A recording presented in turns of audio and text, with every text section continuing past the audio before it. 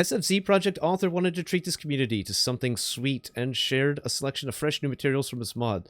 This first new video shows some gameplay and quests on the new village location. The second shows the atmospheric dispositions of the metallurgical plant. I'm pretty sure we watched this video here, but this is SFZ project.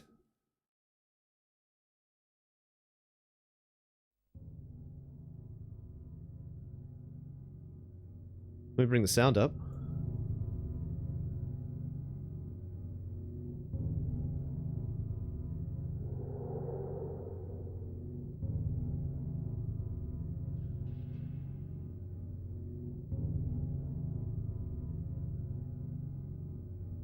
Where's the video? What happened?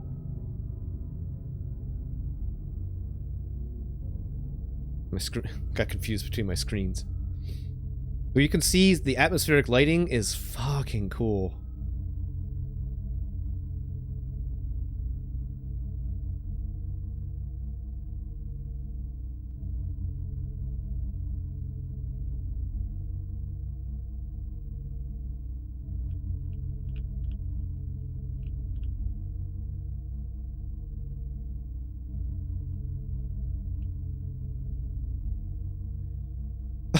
You made raccoon?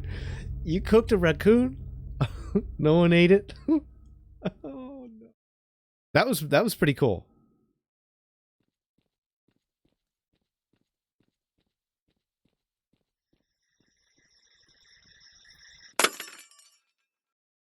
I really like these lighting updates.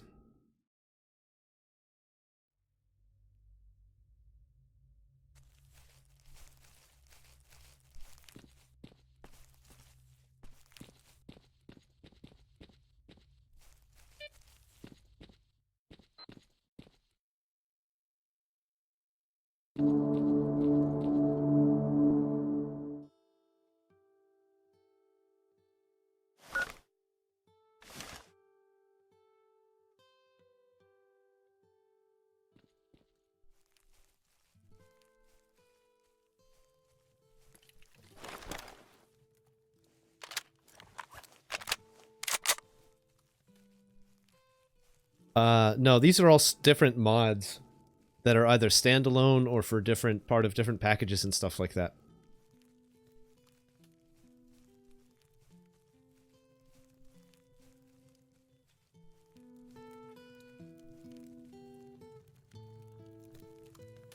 Bum S1 should play Stalker without mods?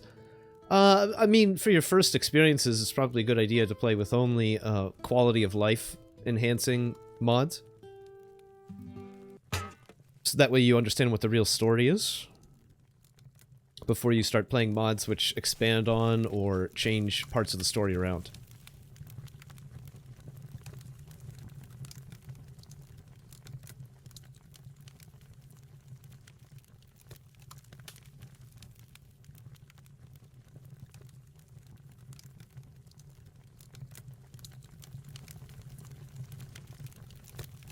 Interface is nice that it's, you know, it's different. It's completely transparent. Very simple UI in the corner there.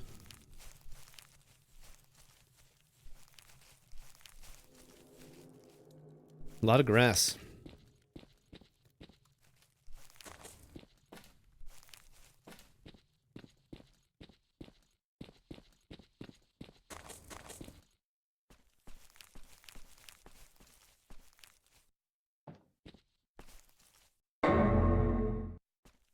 Not a huge fan of that sound, honestly. Yeah, CJ, I always love to see new locations. Today in the mod we're playing, Dalchan Infinity, Dalchan 8, we're going to see some new locations. Garbage has had a significant modification to it, and I'm pretty excited for it.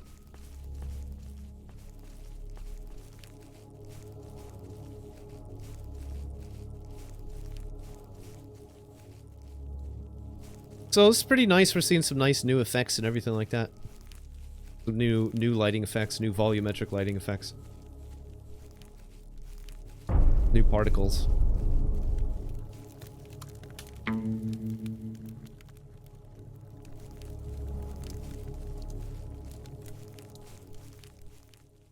Pretty cool.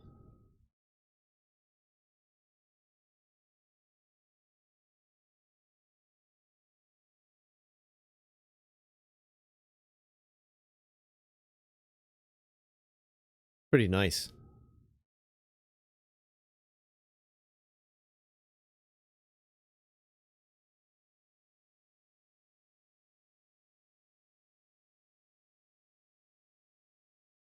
Oh, here's a trailer for the project. Again, this is SFZ project.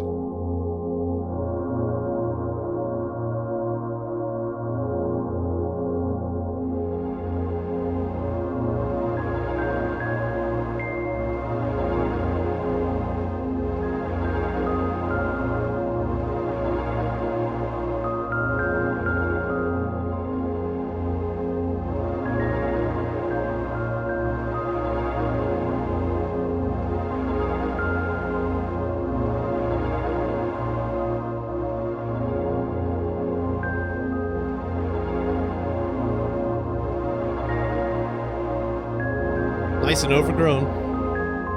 I like that.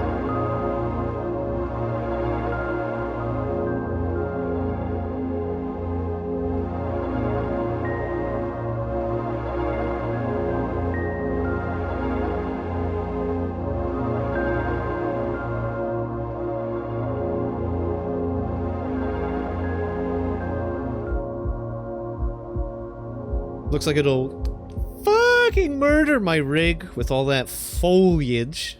All that foliage. Нет, от судьбы точно никуда не скроешься.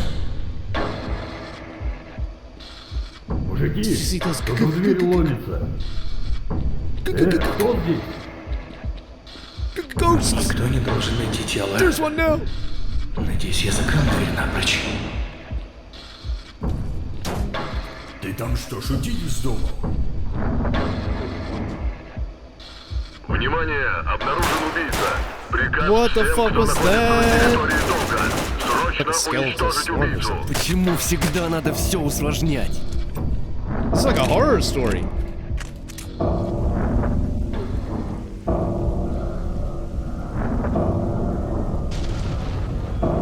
И это все из-за сраного артефакта? Это просто смех. Yo! Let's play it. Was that the Half-Life 2 pistol?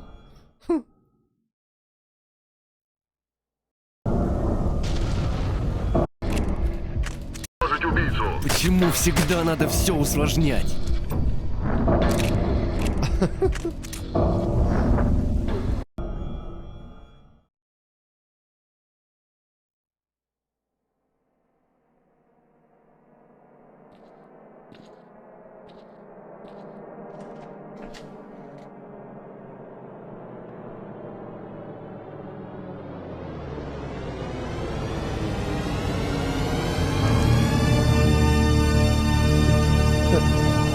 Nice. Next, X-Ray multiplayer extension.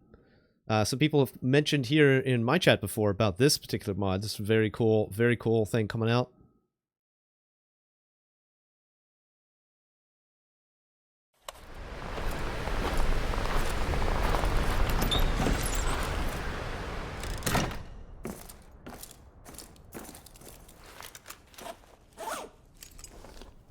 То, что надо.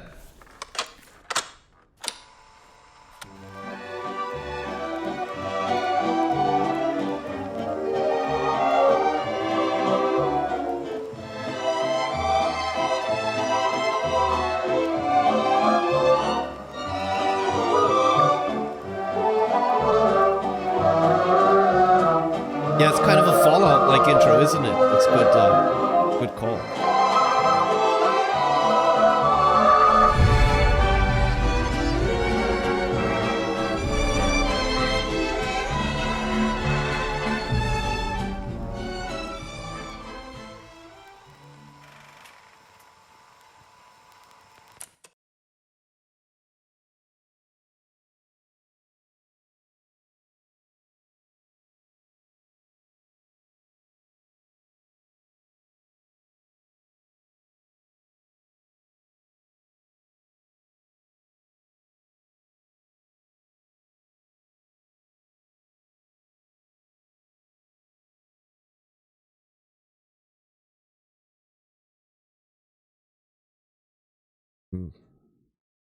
Let me see that again, because I feel like I missed any valuable content whatsoever. То, что надо.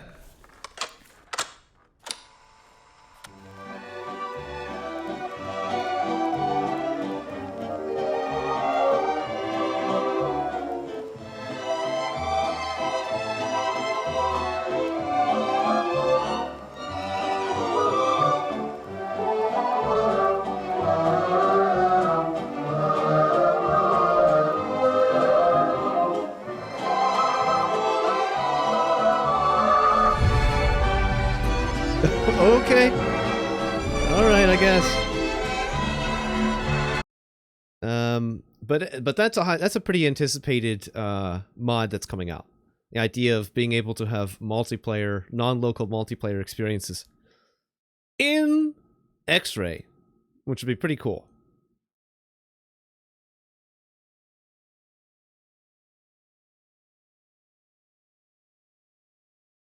Next project is called Scope, Project Scope. The creator of Scope has gone to great lengths to add extra detail to in-game locations.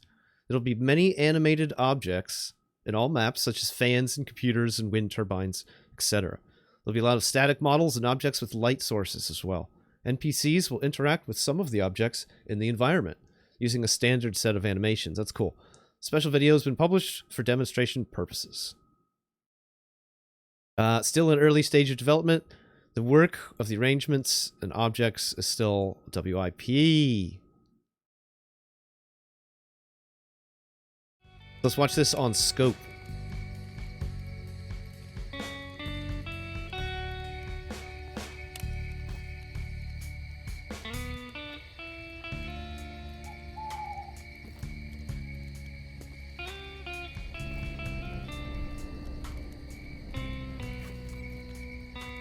Nice, we get 3D PDA. I love that, you know that.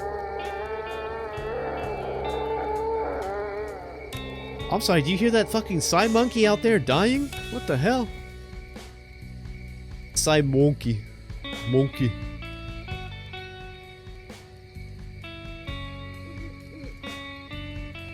Nice lighting. That's cool.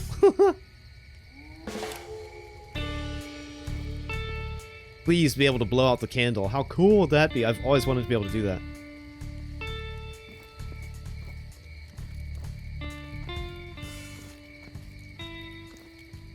Flashlight looks real good.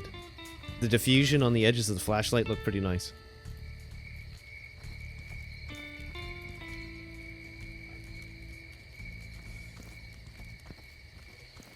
It's not the best I've ever seen, but it's good.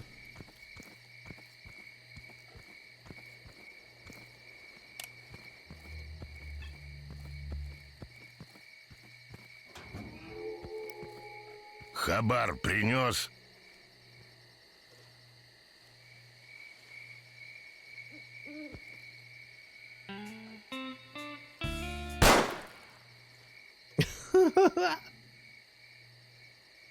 Nice. Ну, удачной охоты, сталкер.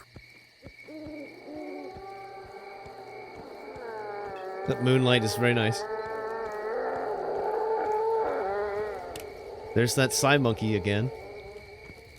That's a scary Psy Monkey sound. That's not the normal happy howling ones. I don't know what's up with that bush. That bush looked fucked up.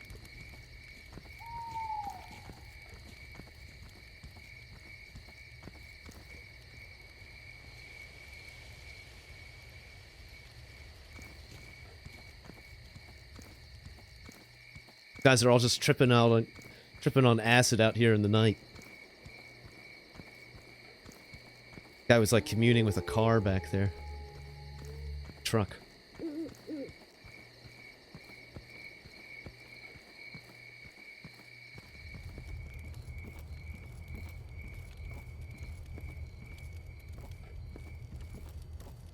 Looks like he did something and broke the bush textures.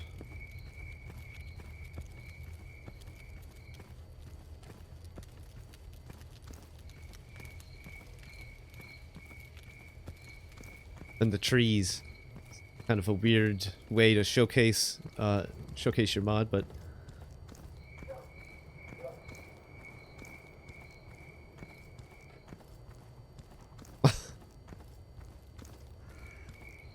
I like that that movement there.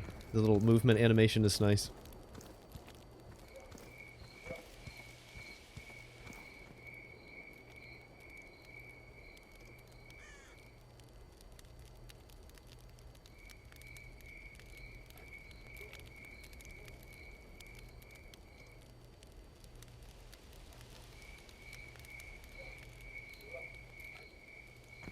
I guess that's supposed to... Is that a snork actively using a bed?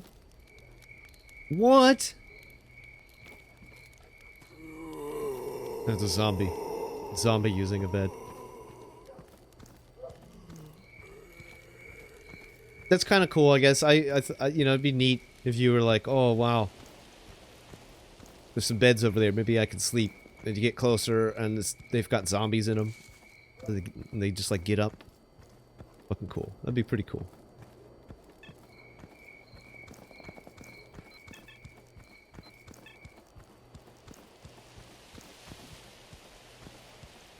A failed snork, yeah.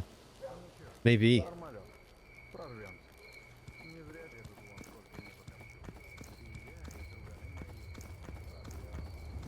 Okay. And then there's a new video here from the same project, Scope.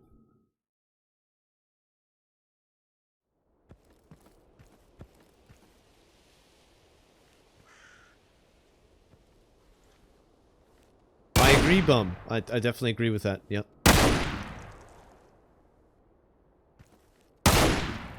Look at those bullet holes. Those are sexy.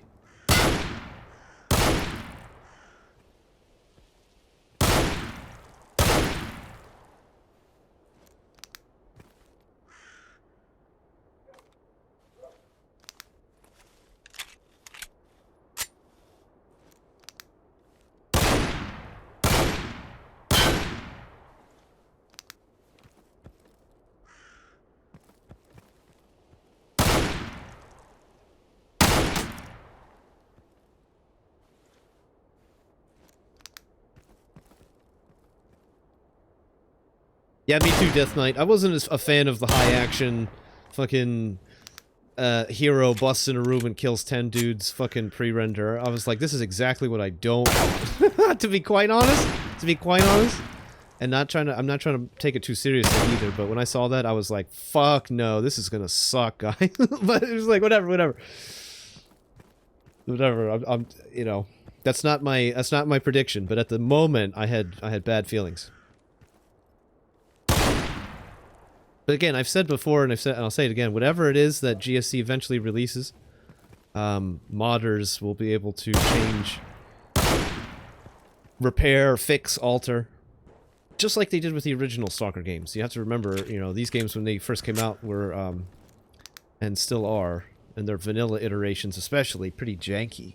Even with mods that fix a lot of problems, they're still fucking janky. But it's a lovable sort of jank. Most of the time. That's pretty cool, you know. I like, be interested to follow that project as it goes along. With a lot of these, they're just in like really early stages, so we're just like getting like little glimpses into work that the devs have been doing recently. This next one, the next mod is called In Spite of Darkness 3, Shard of Darkness. This is the first time I've been hearing of this one.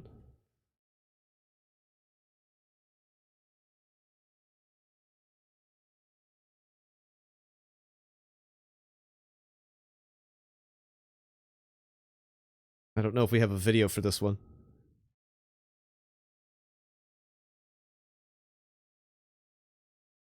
Look at that grass, though. It's nice.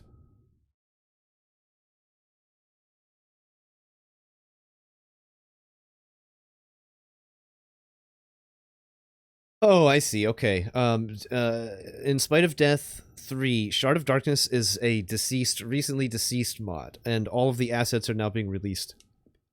It looks like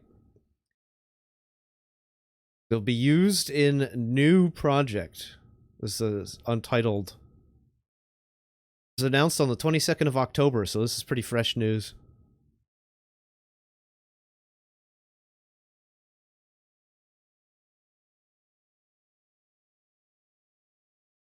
And the level designer on this team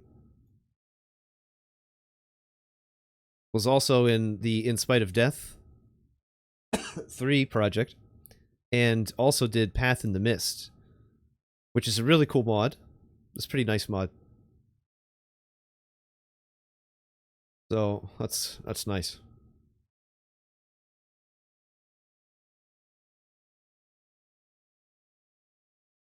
We'll have to see. We'll have to follow details of this one as they develop as well. Almost 10 minutes of gameplay from new project presented at the AP Pro Showcase. Let's check it out. You might also notice the newly adapted Gunslinger, in-game soundtrack, UI, graphics, and an excerpt from a quest. This video here is what I was just talking about. This is new project.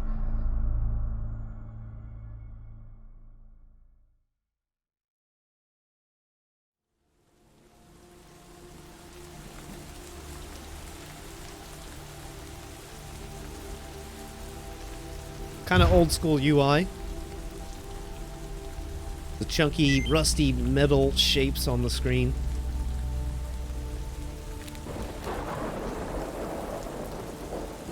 The classic font.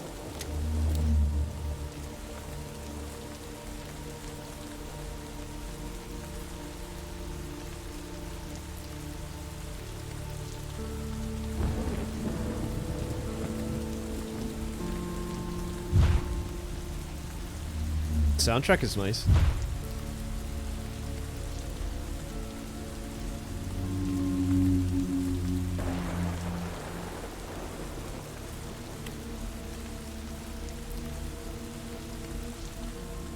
What up, Myron?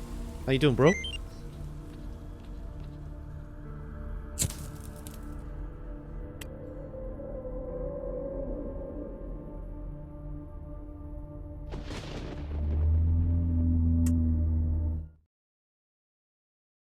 We watched a video from Wolf Stalker that had like a lot of the same footage, but this is I'm actually just reading the article that came out a couple days ago. The monthly mod update article. This is like where the Russian community is updating news on all of the different mods that are currently under development, and we just got this translated to English.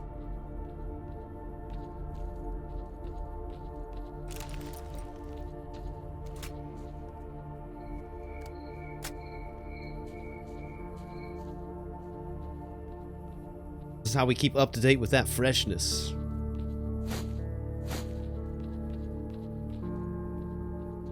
I usually just do this off stream when I read this, but now it's going to be part of our featured content whenever we put this out. Whenever they put this out once a month, we'll do a video on it.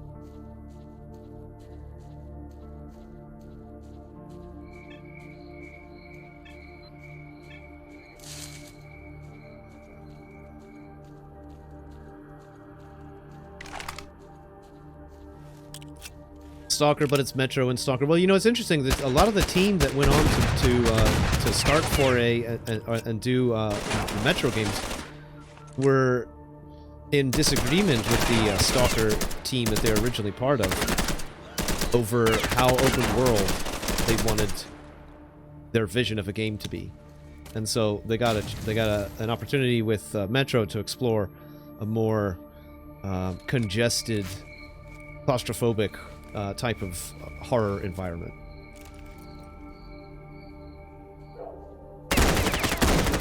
But for me, that's one of the things that was the most unique about Stalker's horror sci-fi environment, is that it is open world, and a lot of horror and sci-fi rely almost exclusively on claustrophobic, contained, restricted environments.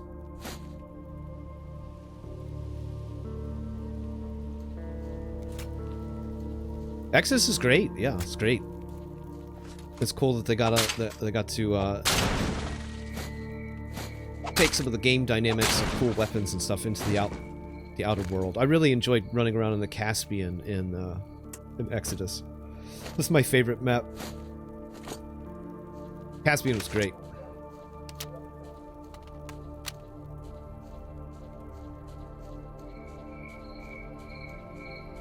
Yeah, I agree, Myron. I feel like just as you just started getting used to and gaining mastery over a certain area, you'd be moving on to the next. That's pretty cool. New project looks neat. We'll be watching that one. Oh, we only watched half the video. This is the night side now.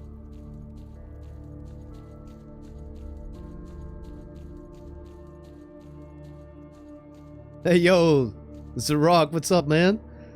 Yo, dude. Hang on, can we get a shout out for Zarok? Would somebody give a shout out for Zarok? How you doing, buddy? I'm gonna pause the video.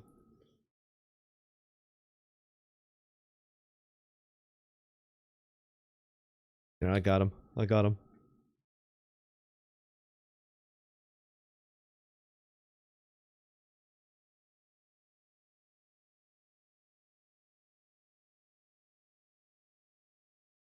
Clippy?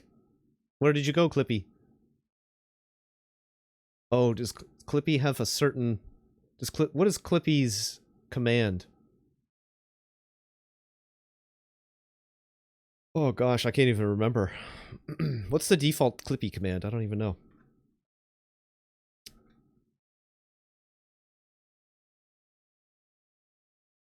Oh, thanks, man. I appreciate that.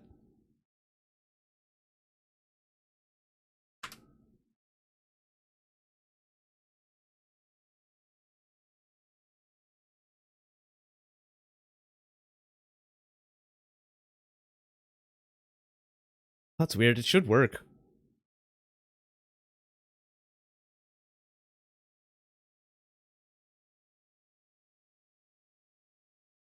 Maybe it's because I did it in restream. Maybe I have to do it specifically over here. Let's try it again. I'm just curious. I'm still setting up my situation between YouTube and Twitch together.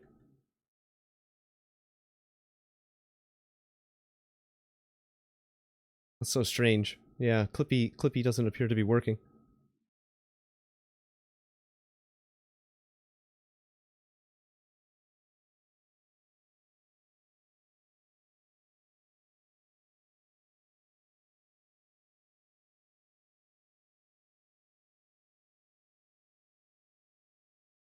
Yeah, yep.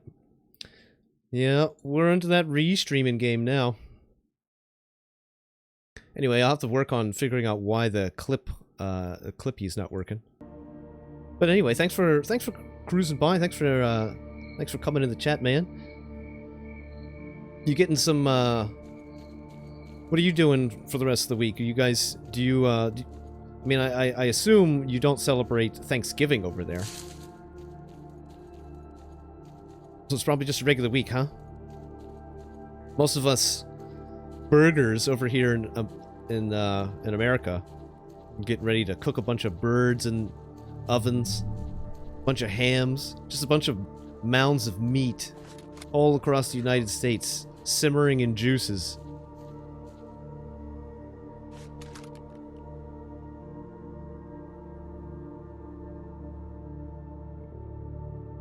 Oh, before you head to sleep? Nice. I'm excited, yeah, it's gonna be cool. I'm excited. We're having some people, some friends over here at the house. Roommates are having some friends over. And we'll cook up a bunch of food and drink a bunch of beer, laugh a lot. It's gonna be great.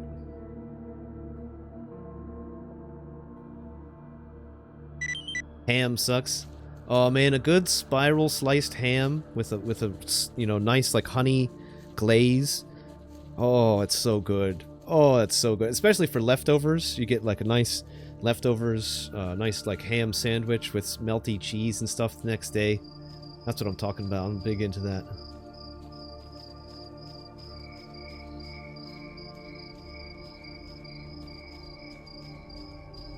You know, I've actually never cooked a turkey, but I've been fortunate enough to live with different roommates who have had their own like turkey techniques.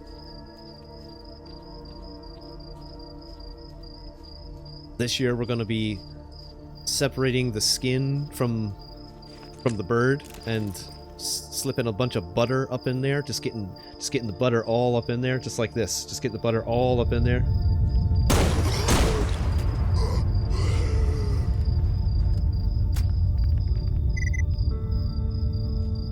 What is that, an earthquake?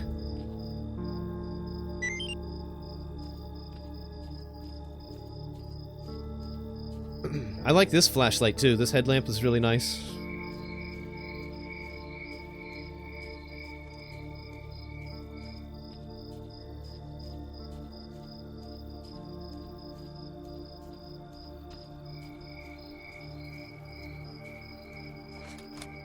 Gonna be getting all up in that bird. Just all up in there, yeah. Just like that, yeah. Play some Tarkov, you got a farm. Farm that money? Oh, good luck to you, buddy. Good luck to you, bro.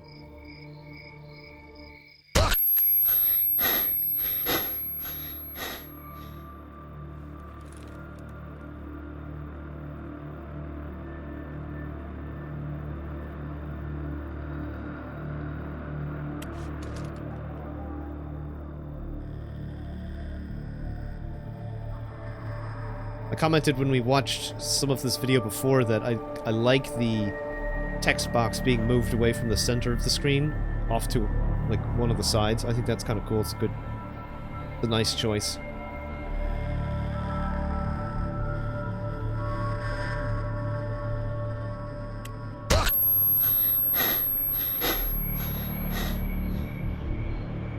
What do we drink? Usually it'll be wine or beer of some kind, usually. I mean, Thanksgiving is one of those holidays, though, that at some point people are drinking anything that is liquefied. The gravy will all be drunk. It'll be gone. All the beer in the house will be gone. If you had a bottle of Manischewitz squirreled away somewhere in a cupboard, it'll be gone. Some uncle will find it. You know the uncle I'm talking about.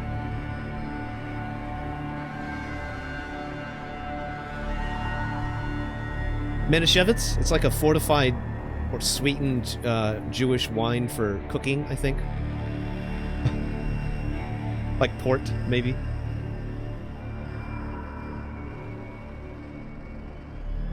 Drink the plates. Bum is that uncle.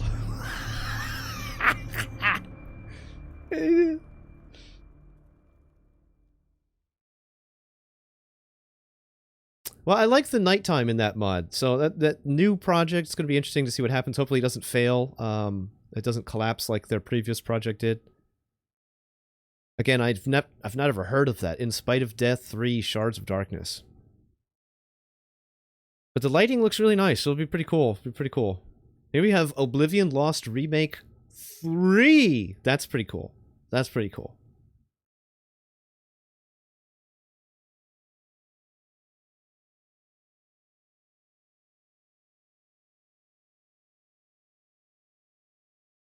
Couple screenshots here.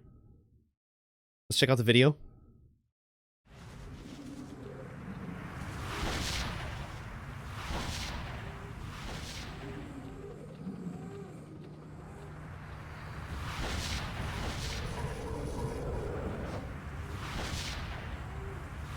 That's very blurry. It looks like they're playing... It looks like they are playing part of an old YouTube video as their content. Show.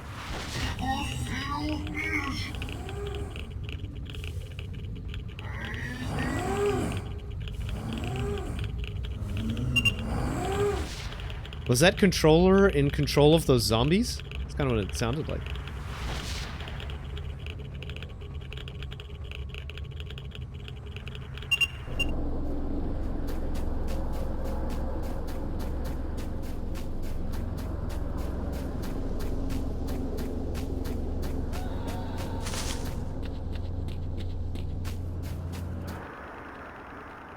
Oh, that's cool.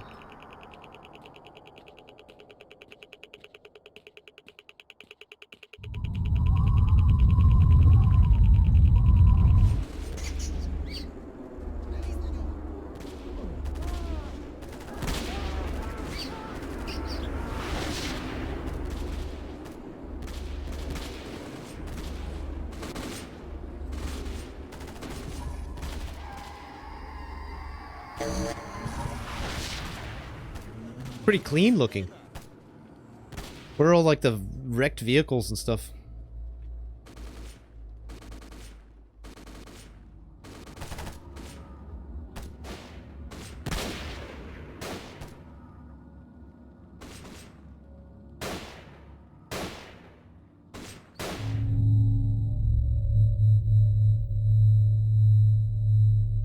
That's very nice. Very nice mood in there.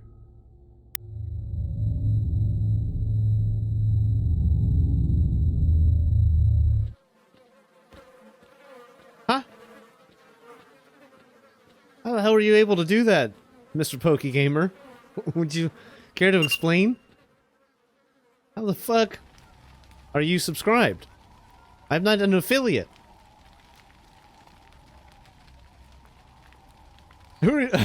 Is Twitch just taking your money? What the fuck?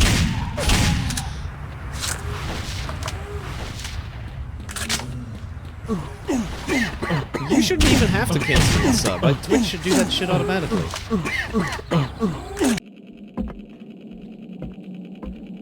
I appreciate the gesture, and I want you to get your money back though.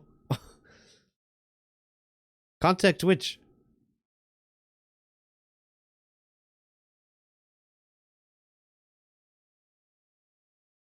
Old Concept is the next project here. New footage from Old Concept will be shown in the near future, as well as an upcoming selection of new screenshots, which will be coming soon, the authors announced. Many speculate that this will be gameplay footage from Old Concept. What are we looking at here? I don't really see... he's running, sprinting maybe? He has the gun down... You know, kind of lower.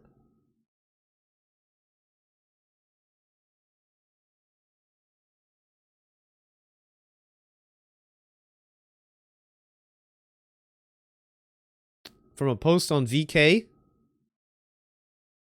it should auto-translate. Yes.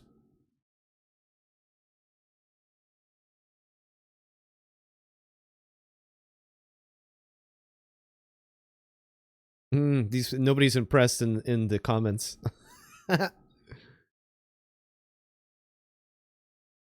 Interesting. Okay, well, that's the first I've heard of this one. Old Concept. The next mod is called Live Zone.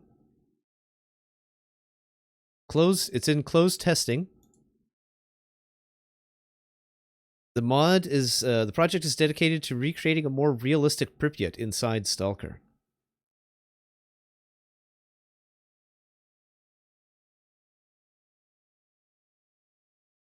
So it looks like some retexturing, maybe? Some remodeling. Ooh, that's nice.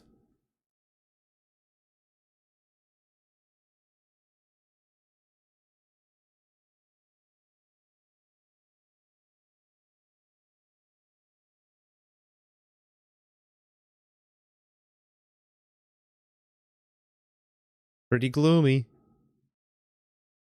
That's a great shot. Again, I enjoy photography of this brutalist architecture. I don't know if I would enjoy living in one. With like surrounded by a billion other people and a bunch of fucking noise and shit, but I do enjoy the type of photographs of that type of architecture.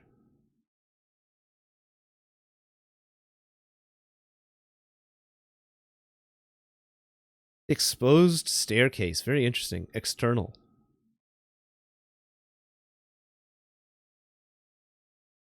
Here's footage from this project called Live Zone. This is from the AP Pro Showcase.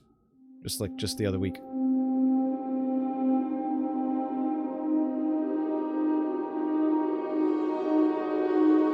Bro, you live in Portland? Are you surrounded by noise every day?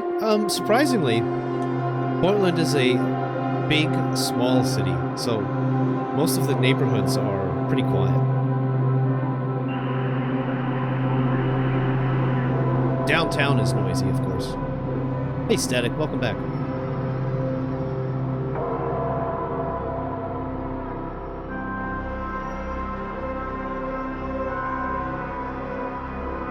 It's also noisy when you have Marxist ideological factions marching down your neighborhood streets yelling every morning for a summer.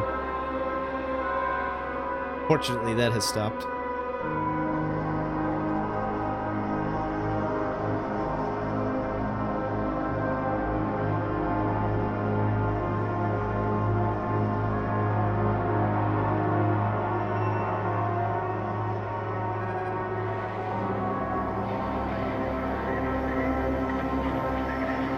These buildings look great. They look nice.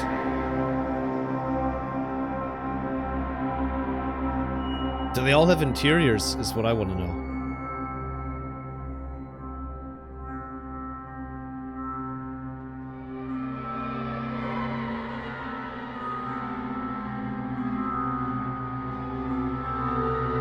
That's what I want to know.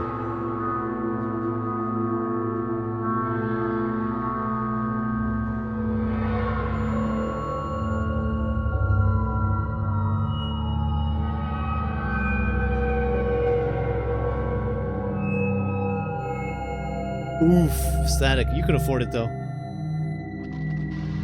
There we go. Damn.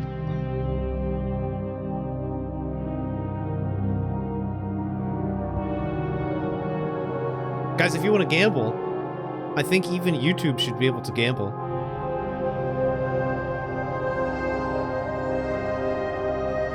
I need to make a timer for the YouTube channel that has, like, the gamble commands.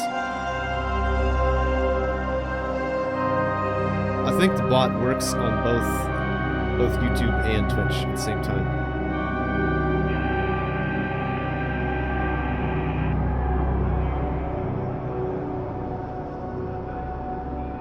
Yeah, again, Mr. Pokegamer, I appreciate the sub, for real. And if you and if anybody else wants to support the channel, instead of subbing, just consider donating instead.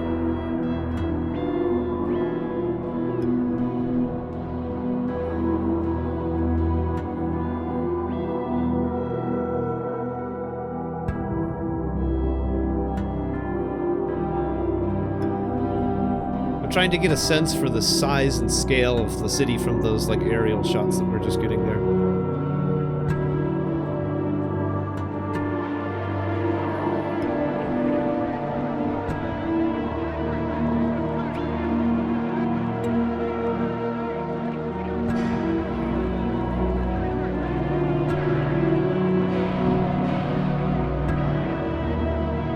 This is great, an expansion to the development of Pripyat. Or to the depth, really, I guess, and the detail of Pripyat. This is nice, look at that. This is cool.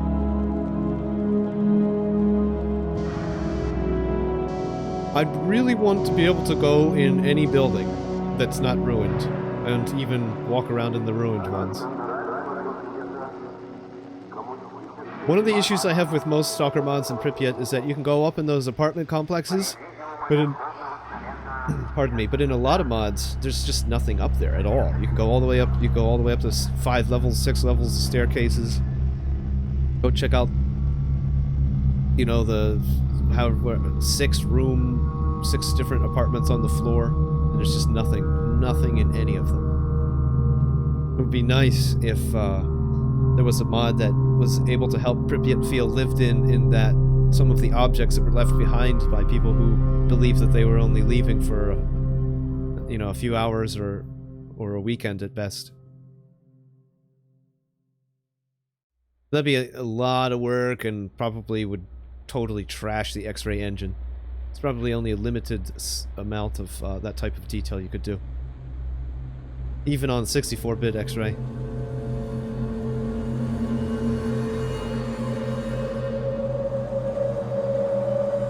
One of the things I'm hoping with the Unreal, the use of Unreal for Stalker 2, I'm hoping that the level of detail of the areas goes up. And what I've seen so far from the trailers they've released, well, not actual gameplay, it looks like, at least in the art direction for the trailers alone, that level of detail that I'm looking for is there. Especially the one that was in the schoolhouse with the bird and all like the details of the schoolhouse.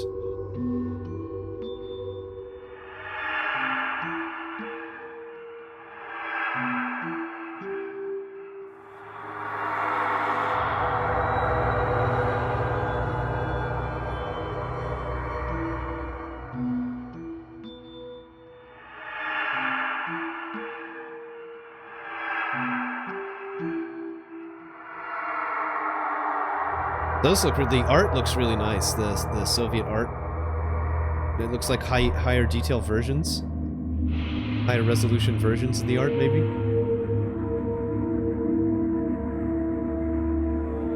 That's cool.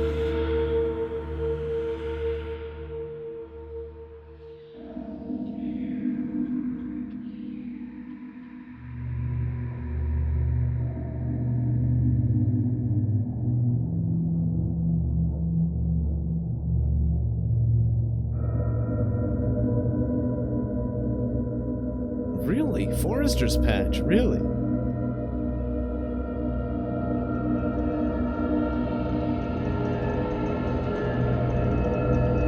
What's that mean? Like as a possible faction?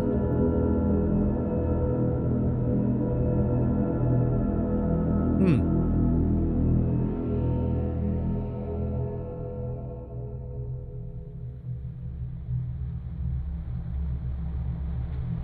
Hmm.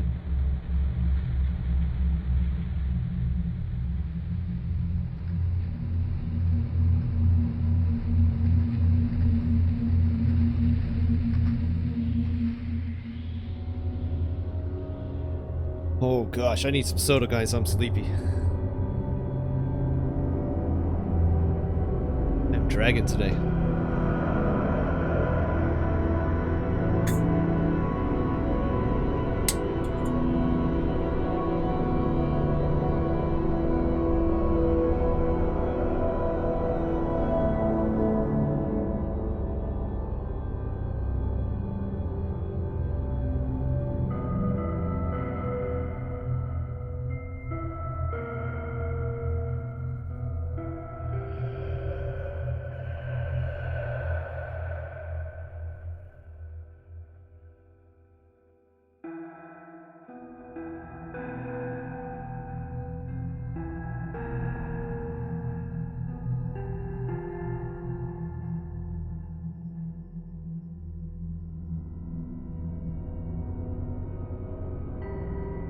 Native ad. Got him.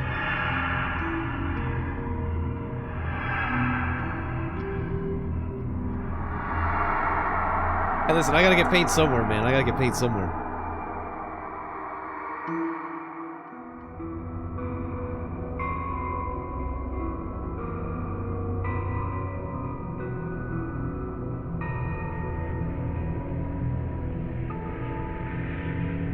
I'll take that Coke money. And if Coke wants to just pay me in Coke, that's fine. If Coke wants to pay me in cocaine, that's like even better.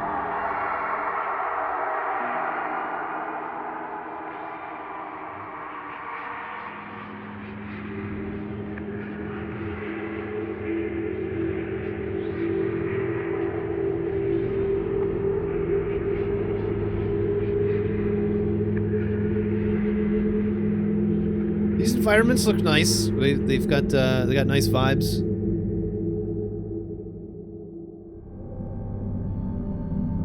The city feels large. The buildings feel impressively large. Do you see that? The scale just feels good.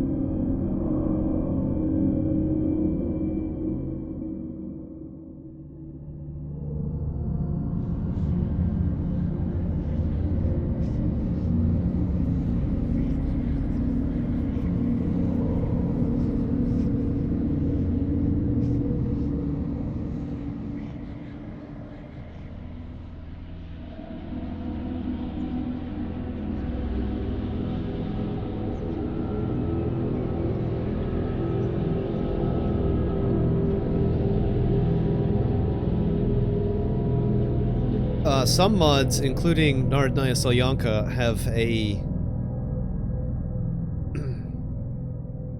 sort of half-assed sewer system added to Pripyat as well. So that might be really cool to see an expansion of that at some point.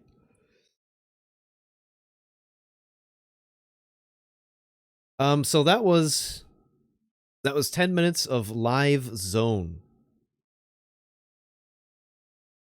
The next project is called Old Episodes, Episode 1. A fan-made remake for the 2008 mod Old Episodes, Episode 1 has been released. The creator reworked the main storyline. Now its duration, approximately 15 minutes, which was only a couple minutes long in the original. The game level was improved. I've never heard of this one, never played this one. The game level was improved, new objects and vegetation were added, graphical quality was also improved, weapon pack implemented.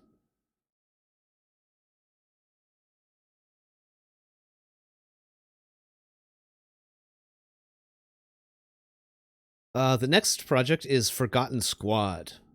This mod is developed on Call of Pripyat and will feature the popular Gunslinger weapons pack.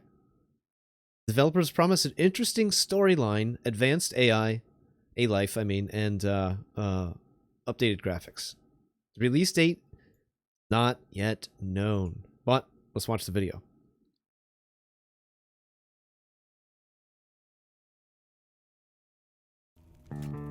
Уже неделя прошла с тех пор, как группа во главе с Бизоном отправилась на поиски какого-то чуда-артефакта.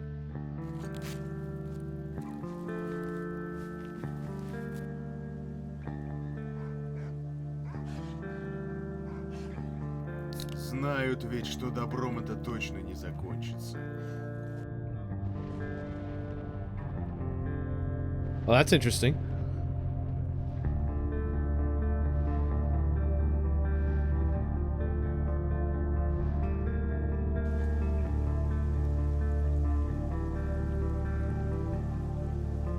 Samski, what's up? Welcome in. Ладно, я почти у цели. We're checking out Осталось пройти всего ничего, и some я буду Stalker на месте. news updates for November.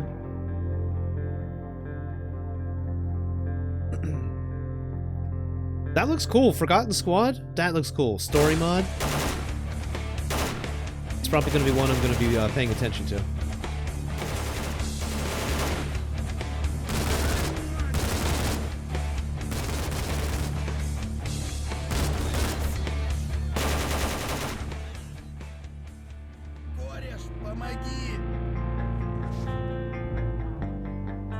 Ты ведь охотник змей, если память не изменяет.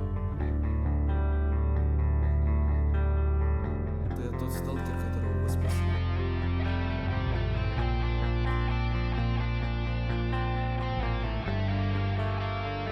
Look at those trees. And the fucking phone pole. I love this. This is fantastic.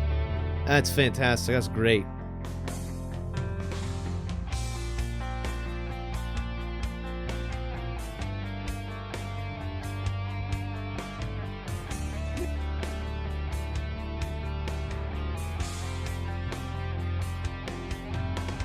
Значит, они здесь по заказу.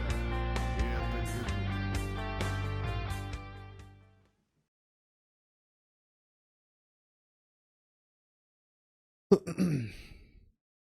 That was Forgotten Squad. That looked fucking cool. That looked really nice. We'll check that one out for sure.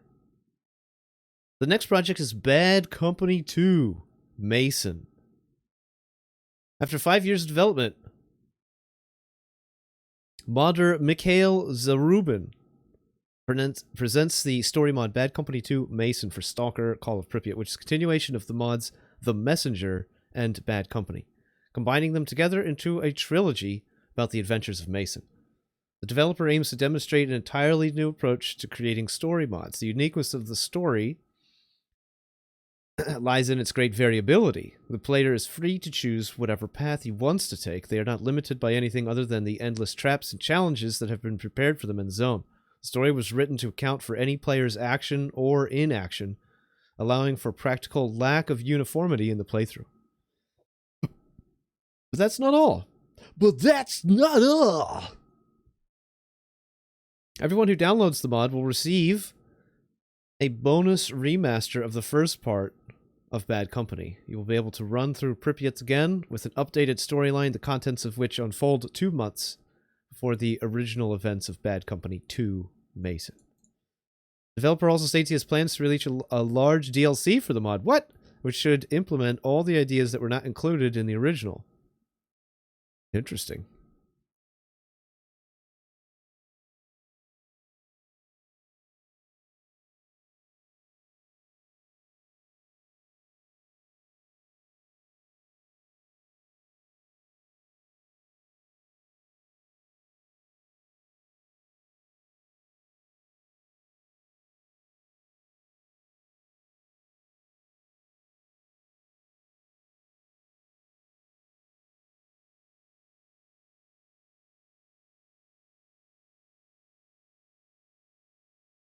That's nice. I like their logo. It's nice. Nice design. Yeah, I don't think we get any video with that one.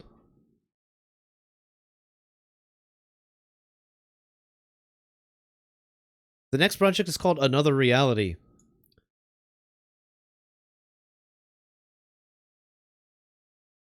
Svetozar, what's up? What's up, man? Welcome back, welcome back. Another Reality authors shared some fresh development news. Quite recently, the Empty Lands location was compiled on the maximum quality settings. Its landscapes can be seen in the new selection of screenshots located below. You might also notice the recent adaptation of the Global Stalker Weather Rework mod inside the screenshots. Developers also decided to take a few locations from other projects, like Agriprom from the In Spite of Death 3 assets that we just learned were released to the community because that project has ended. And Cursed Forest from Unexplored Land. All that needs to be completed now for the in-game locations is army warehouses.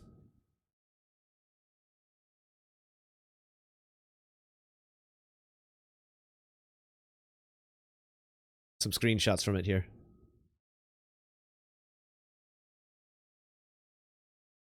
Billy Mays here with the best stalker mod you've seen yet.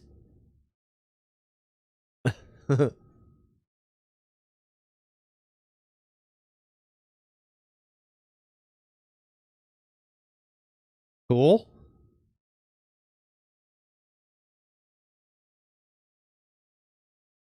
And looks like they've included the Stalker 2 Heart of Chernobyl video update from a week or so ago of the sound range. We don't need to watch that because most of you have already seen that one, I'm sure. But they go out and they fire a bunch of weapons, sort of like leaking the presence of certain weapons that we'll expect to obviously see in the game if they're recording sounds for them. Mosin was confirmed.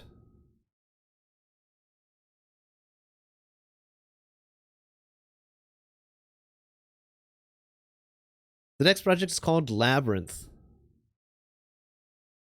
A small development report published by the team. Work on X18 location has been completed. It's been merged with 2 other locations. The team noted that while it turned out beautiful, difficult, and unusually interesting, work is still underway on the other locations, of which we'll most likely see 11. Along with this, newly added gameplay features, text, and icons, and other various things are 2 under development right now. The release date for the project is still yet to be known.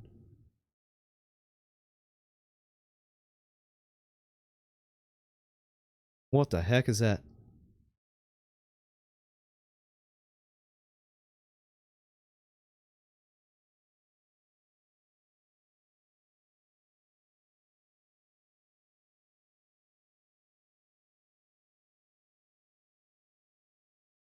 Nice. Here we go. OP 2.2. This is an update I've been waiting for. This is nice. New information came out for the upcoming 2.2 update for the Unified Pack. A dozen screenshots were included with the post. The transition to a 64-bit engine made it possible for the game to utilize more RAM, which in turn means less out-of-memory crashes and optimizations for the in-game components. Yes!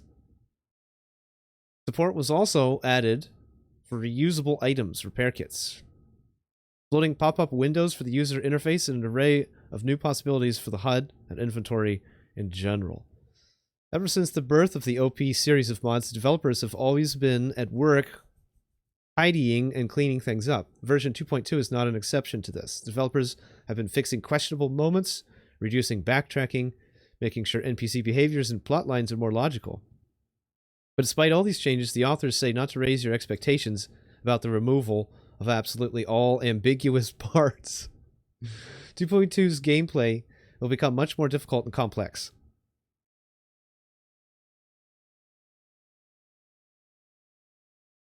Even quests that players have previously been familiar with were changed, where players will have to find new ways to complete them. Nice.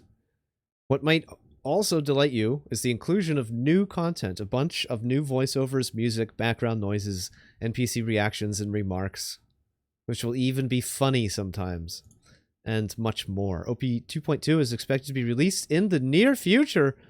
Oh man, that's exciting. It's likely that version 2.2 and its subsequent patches will be the last for the current roster of developers. So it'll be probably project termination when this finally comes out.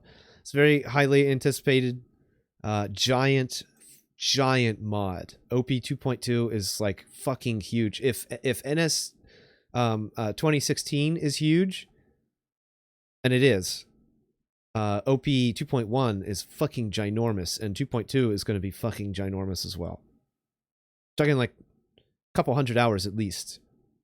Talking like going from here to from the beginning of the game to the CNPP is basically like 1/5 of the entire game. Basically the opener of the game, instead of it being like the entire content of like it is in the vanilla game. Very cool, very cool, very cool, very cool, very cool. Very excitedly waiting for OP 2.2. That is going to be the next soup experience that I have.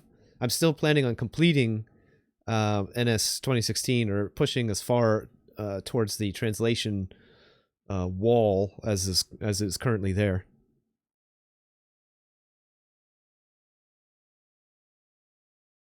Next project is Ray of Hope. Greetings after a long silence. In the media, we would like to share a video and thereby announce a development report that our team is currently working on. Most of you, we probably have already seen this, but it's so fucking pretty. I gotta watch it again. But this is Ray of Hope. This is the video they just released, like, super recently. This project has... people have been speculating that it's been dead for months and months and months. And then they just suddenly chirped up with this video, and it was kind of quite a shock and surprise, honestly.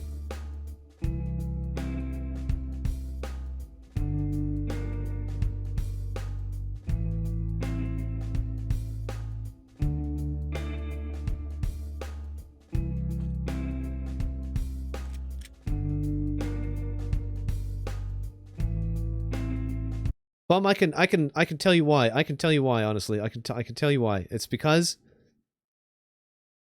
a new game by some AAA developer is going to be trying to develop a game that's going to appeal to 99% of people, the broad swath of humanity. Well, guess what? I don't like 99% of people, and I don't agree with 99% of people, and I don't like the same things as 99% of people. So a mod that comes out for a game that I already like, I'm going to be super excited about, because it's designed for me, for we Stalker people, you know what I mean? So there's like way more specificity, and I can afford the risk of being excited in a way that I just can't do anymore with the fucking AAA games. Even one that I'm excited about, like Cyberpunk. I was so let down and scarred by Cyberpunk, honestly. But again, even that game is coming along. I haven't played it since it's been patched repeatedly, but and it's still being worked on to this day. I have watched other people play it though, and I don't know. I'm still disappointed. Hey, Phonek, what's up, dude? Hey, welcome back, dude. It's good to see you too, man. I'm glad to have you back. Sea Dog, hey, welcome in though. Welcome in though.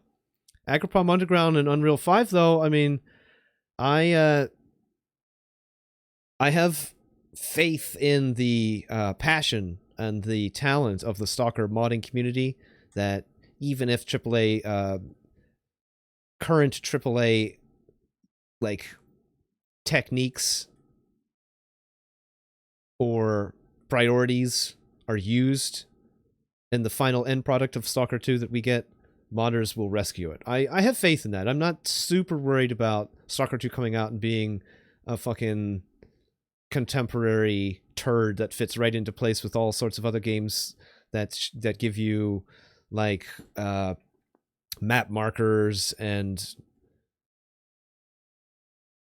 again, just sort of like attempt to be as welcoming to the broad pool of possible players as possible. That's really what kills things, honestly. I think the difference between, I heard a modern gaming development explained recently in a way that I thought was succinct, and it's basically that today the motive to appeal to as many people as possible with the game is it's a different design ethos than it was in the past, where companies were willing, not knowing exactly what the market was, they were willing to take risks with, you know, with risky, artful pieces, weird fucking games and stuff. And today, the companies are less willing to take big risks like that. There are certain mechanisms of design in games that companies believe if they keep using those things, then it'll appeal to a wide variety of people, and the game will sell well. And that's what I think the major difference is there. It's that attempting to appeal to too many people and not taking risks. Because you got to keep the end. You cannot risk a failure. You can't risk a flop. So we get instead rehashed and redone versions of the same current tropes and mechanisms and little innovation.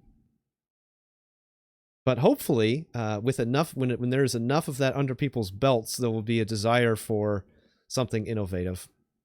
I don't know. I keep waiting for certain tides within consumer interests in the gaming market to change away from things like, I'm sick of developers trying to push things like battle royales and stuff like that. I mean, if you're into those types of games, that's cool. That's fine. But it's just, that's not where I cut my teeth in gaming, and it's not really what interests me about gaming. So I'd really like to see. I know that they say in the industry, the trends in the industry are pushing towards multiplayer experiences with some level of variability. So there's the idea of procedurally generated multiplayer experiences being a trend that some developers are looking at. That might be kind of cool, I guess. But I think one of the aspects of the single player era is that the way that game narrative and game worlds are designed to capture, satiate, and continually seduce a player's attention span over the time frame that they're playing a game.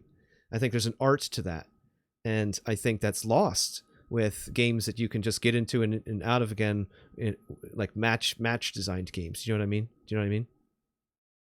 I don't know. I'm ranting. I'm fucking ranting. Sorry. Ray of Hope video.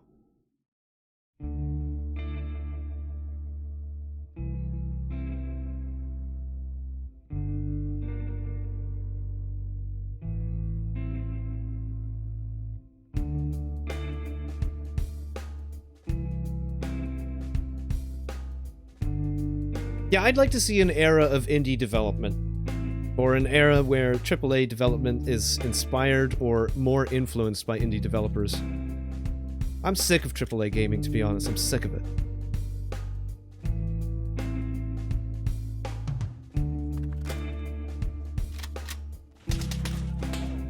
In my opinion, with so many gamers, with the increasing population of gamers worldwide, it's almost inevitable that there's going to be some kind of development renaissance outside of the AAA gatekeeping of the industry. Какие люди! Здрав будь, бродяга!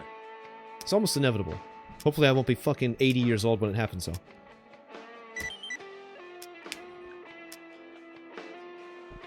Ну, удачи тебе. Зона даст, свидимся.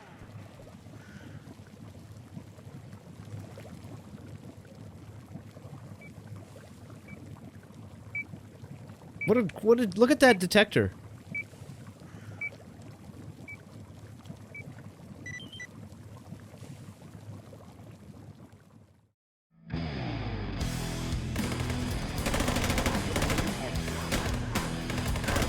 Good old-fashioned dogfight.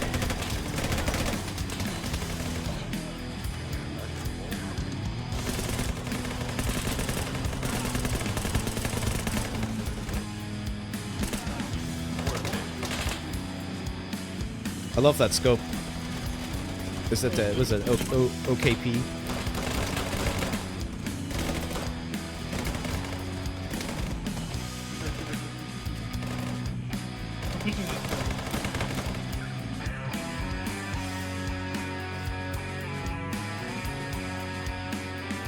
Well, this looks hella good, but Ray of Hope has looked hella good for a long time. It's just hopefully we actually ever we get it in our hands. Get it in our hands someday. But it's nice of them to come out with that, I guess, to continually give us blue balls for the next 2 years. Hopefully it won't be that bad. Еще.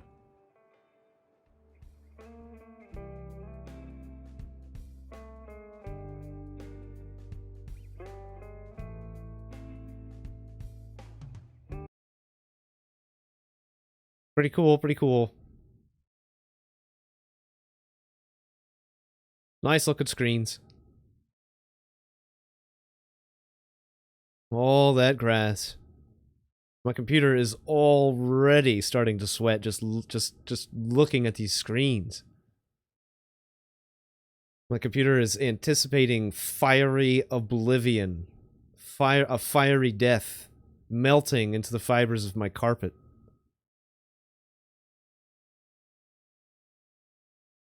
The next project is called Hibernation Evil, Episode 4. Small gunplay video with one of the quests from the 4th episode of Hibernation Evil mod. The new episode is planned for release in 2022. Let's check it out.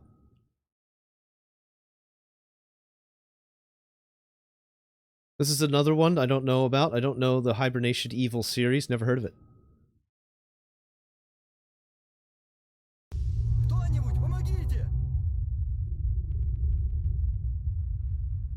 Профессор, я в деревне мастеров, но...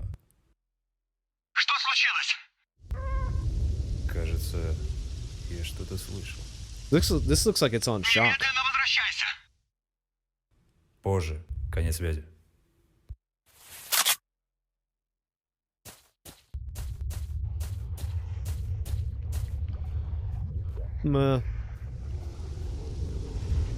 Maybe not.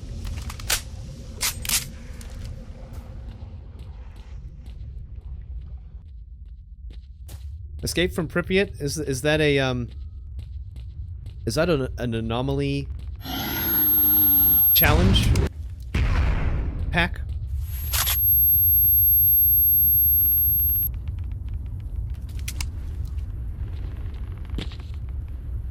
Old PDA brings out Modern Warfare 2 gun.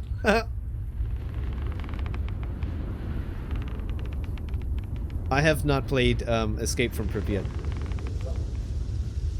I didn't know. Is that its own thing? I thought that was just a challenge, a type of challenge run for Anomaly mod. It's a mod pack. Yeah.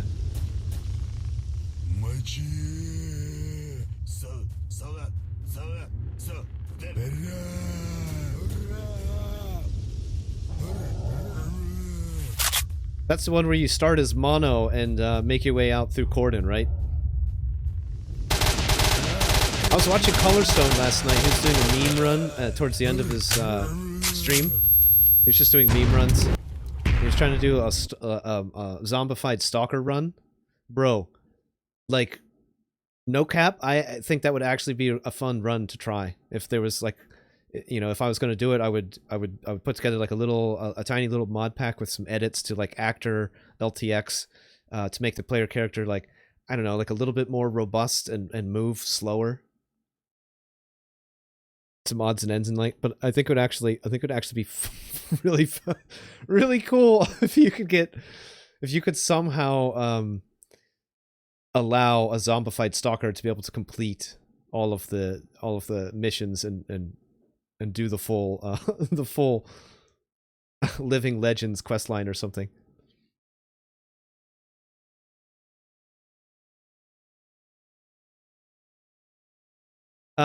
Here we have an update for the Dead Air project.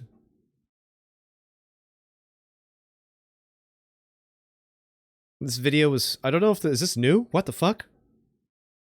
This is featured on the showcase, so this could actually be new Dead Air footage, guys. New to me, certainly. I haven't seen anything from the showcase except what we're watching here.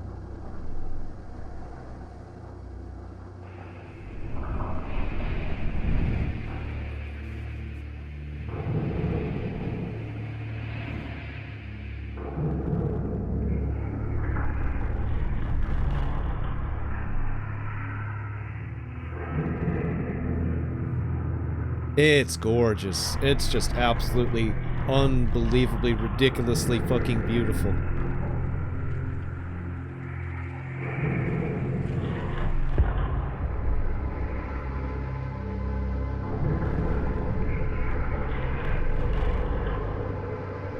Unreal.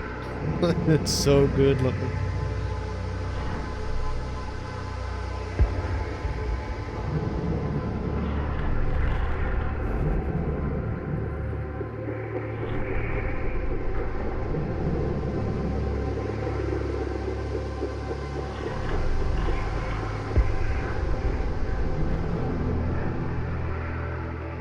What's up, Drunk Soviet? How you doing?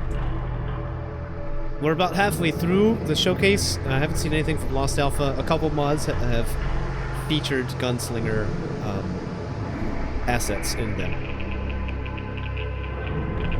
which is nice. That's something we predicted when Gunslinger came out, that that hopefully mod authors would begin incorporating it into mod packs new and old.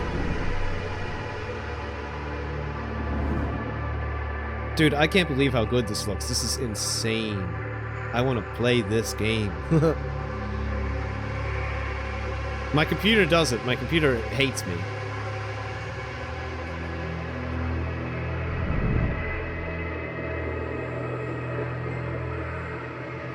I need this with, like, fucking ray tracing.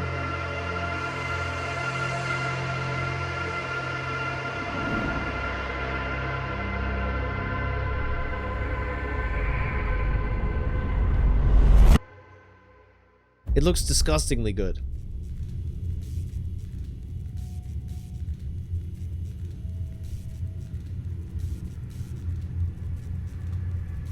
My god. I can't handle it. It looks so good I want to light myself on fire in a video game.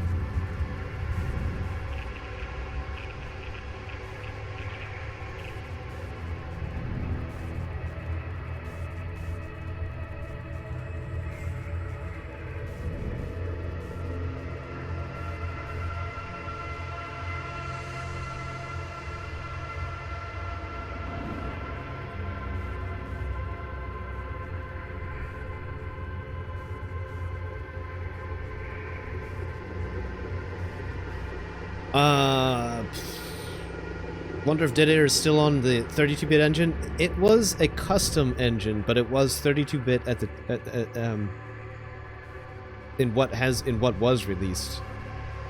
So it'll be interesting to see if he continued to customize that engine, or if they, you know, actually, I'm thinking now. I'm starting to remember hearing some information that he was moving everything over to 64-bit.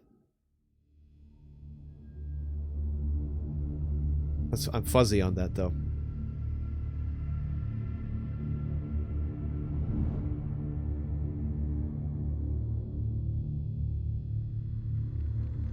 Dude.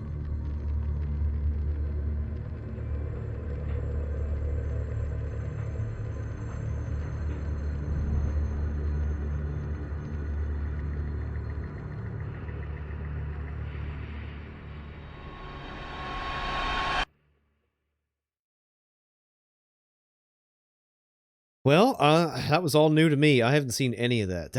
That was cool. That was cool. So, that's Dead Air, not a dead mod, still under development. That video just released to the showcase. The recent showcase. The next project, Dark Times.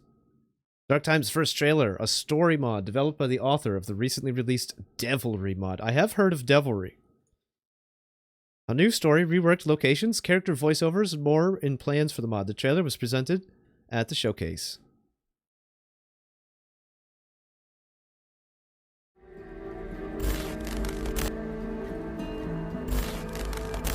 Dark Times mod. На что ты готов пойти ради спасения своего брата? Готов ли ты пойти в ад, пройти испытание того места, что называется зоной? Найти потерянную душу? Выйти оттуда живым или мертвым? Последствия твоих действий настигнут тебя, что бы ты ни делал. Ведь каждый живет как хочет и расплачивается за это он сам. Возможно, именно ты станешь причиной изменений в зоне. Или же станешь жалкой падалью. Сможешь ли ты дойти до своей главной цели? Знай, что в зоне нет невиновных, и для каждого она найдет наказание.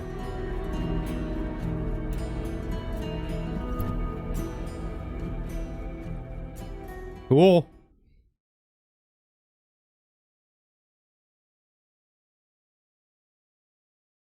No information on that release.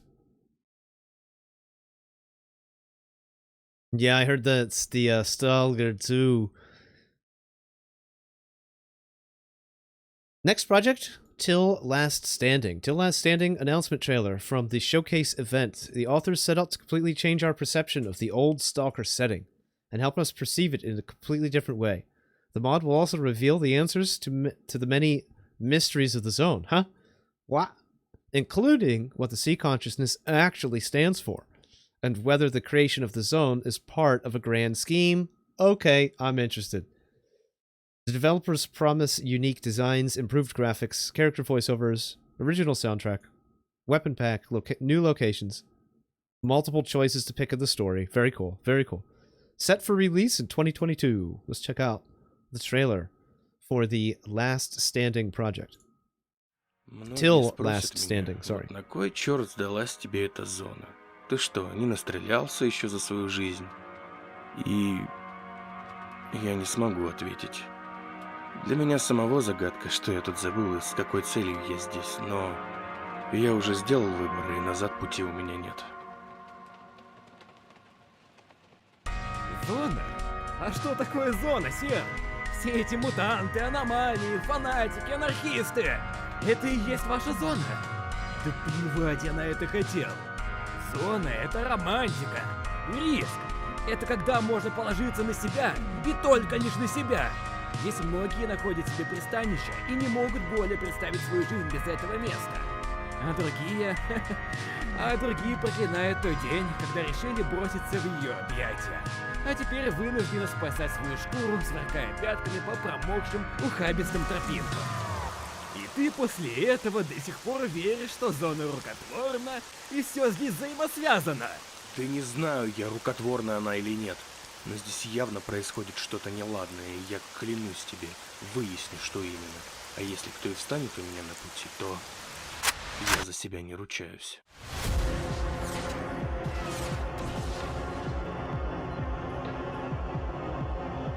What in the heck? Да что тут вообще происходит? Ты не должен обращать внимание на них. Твоя цель — пройти дальше во что бы того ни стало. Старайся не ввязываться в перестрелки. Ты все равно ничего этим не изменишь. Ну нет уж. После того, что я увидел, в живых из присутствующих останусь только я. И взойдет на трон свой, и родится в плоти своей. И воздастся каждому по заслуге Crucified и zombie. наступит эпоха нового мира, и будет отныне так.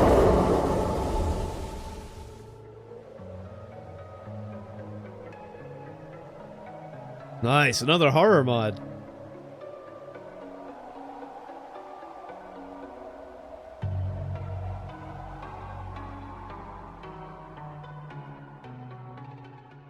Interesting, interesting. Cool. The Till Last Standing. So they're going to go into the mysteries. That'll be pretty cool. We'll probably have to play that one just to see what their take is on, you know, the truth behind the mysteries of the zone. The next project, True Stalker. A day in the life of a true stalker. A fresh trailer from the True Stalker mod.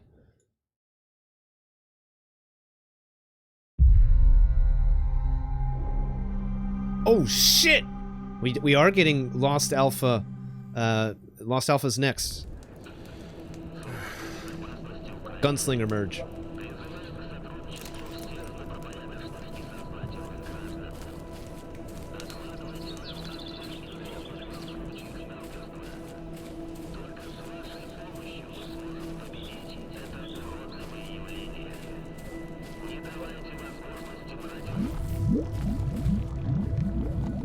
Oh, this is the one whose particle effects I loved. I really, really like this, the chemical particle effect is really nice.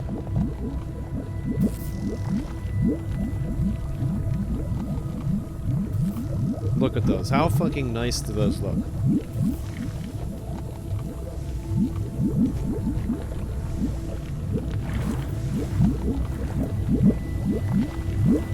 It's fantastic. That's perfect. I know you can see the electrical activity in there in the mid distance.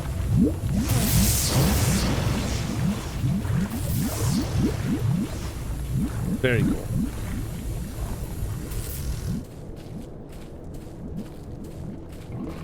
Those are some real nice looking anomalies back there.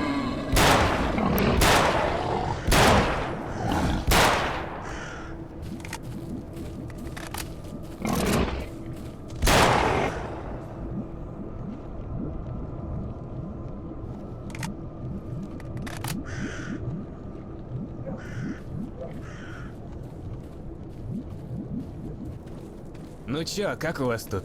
Да ничего, все тихо. Никто не выходил, никто не заходил. Заманались уже сидеть тут, ёлы-палы. Я нашел еще одного добровольца. Он из опытных сталкеров, так что его помощь нам не помешает. Ну чё, пойдем? А чё яйца перекладывать? Погнали!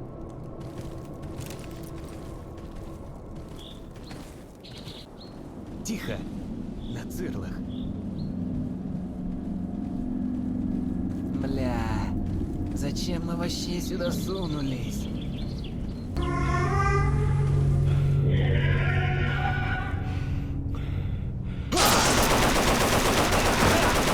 That's so cool.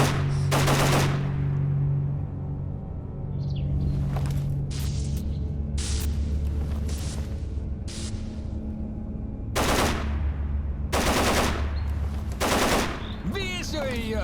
Огонь, огонь! Ну и чё нам теперь с ним делать? Да чё, забрать хабар и замести We're definitely следы. gonna play this one too. Прихлопнуть его и When this comes выкинуть куда подальше.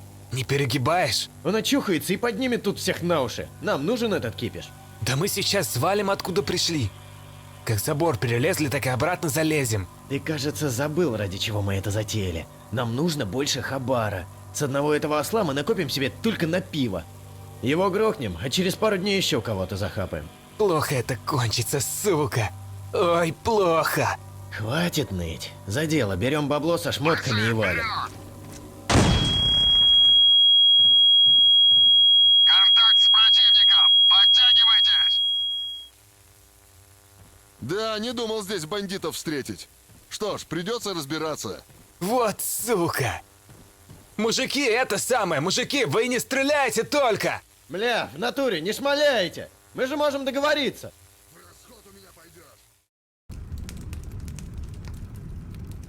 Trailer is giving away too much.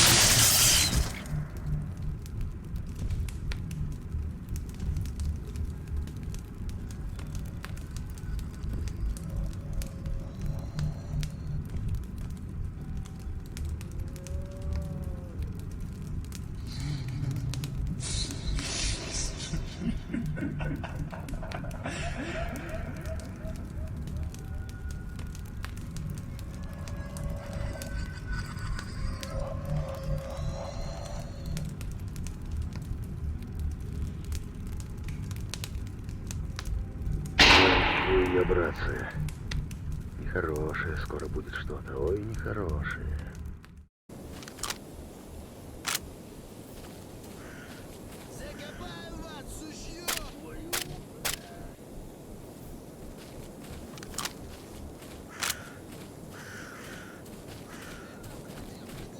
There's a guy over there on his left.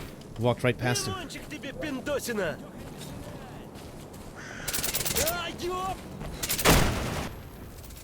I do not know how that grenade did not kill him.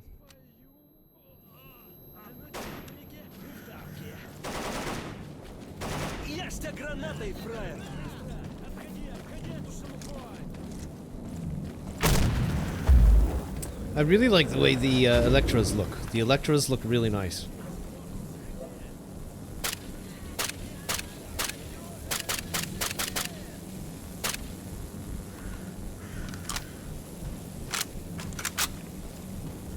He was just getting a bunch of body shots there. He's shooting a little low.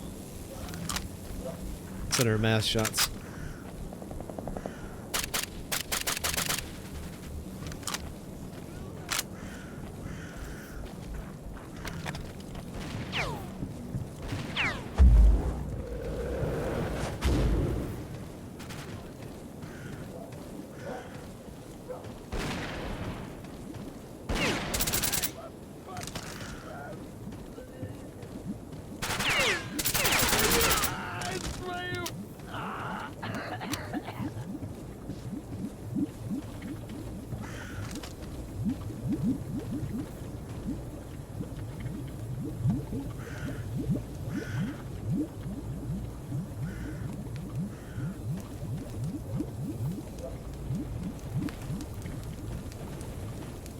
Well, I definitely am intrigued in this one.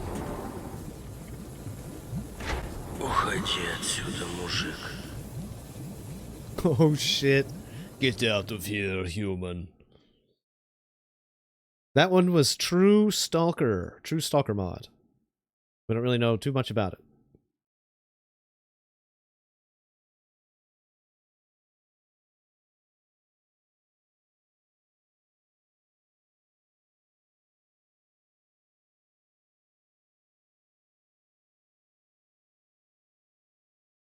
What does the everyday life of a real stalker look like? In the morning, he packs up his gear and sets out on another sortie. He has to get into the very heart of anomalies in order to get artifacts, fight mutants, and shoot back from bandits eager to take away honestly acquired swag. Don't touch my swag, fool! Don't touch my swag or my blunt.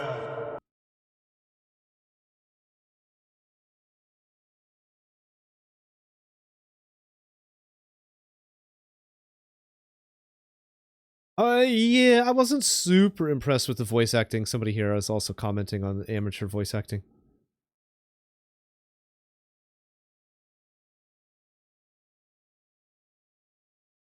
Anyway, cool. That's True Stalker.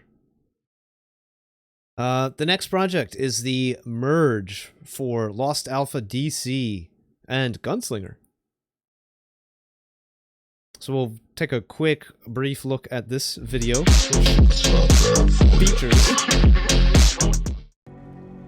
That's loud as fuck. Features the weapon attachment system.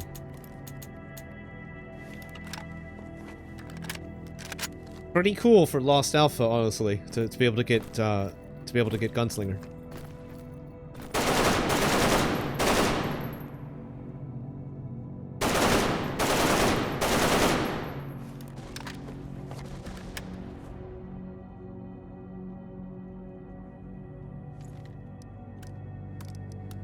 I love this weapon attachment system as well. I think when we watched this the other day, Frederick mentioned that Crisis was the first game to use a weapon attachment, a live weapon mod UI like that.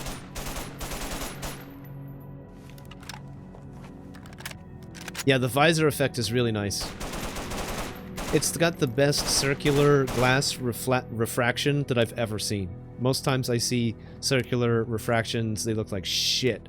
But this one actually looks really good. It's actually distorting. You can actually see the texture, the reflected texture stretching distorting along radial lines.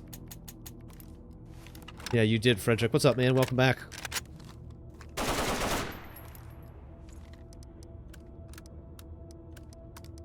It doesn't look like an overlay, but like an actual warped screen space reflection of some kind. I wonder how they did it, honestly. I don't know. Look at those PIP! I fucking love having alt mounts like that to be able to have a collimator scope on a 45 mount. Fucking so cool.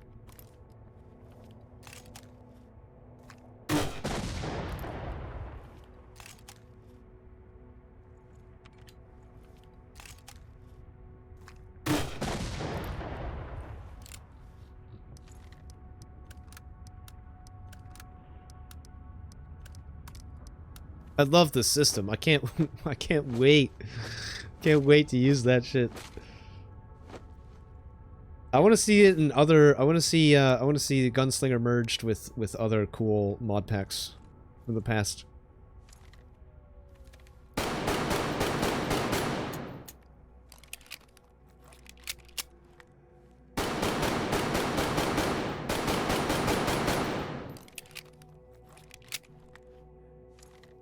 Jizargo, where are you at, boy? Are you in here? Are you in here, bro? I want to thank you for translating this for us so we can watch all this.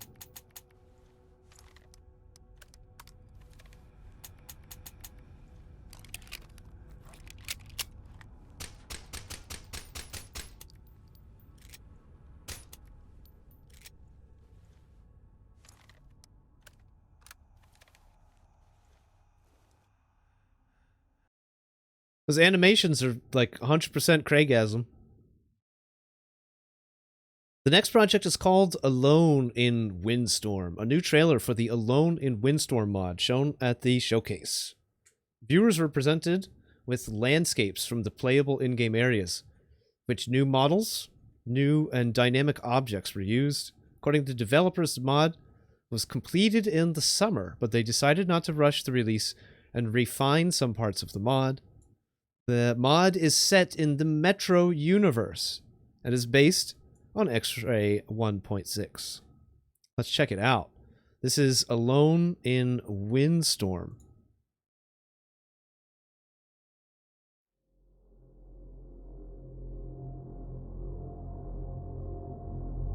Nice! A winter mod. Right off the bat, I'm excited.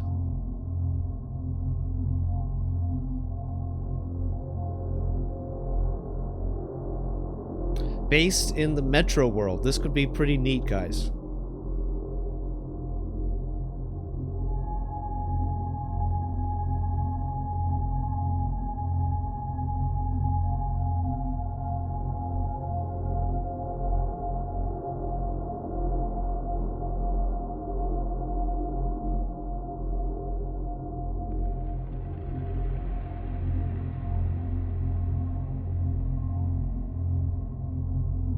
Big vibes. Big, cozy winter vibes from me right now.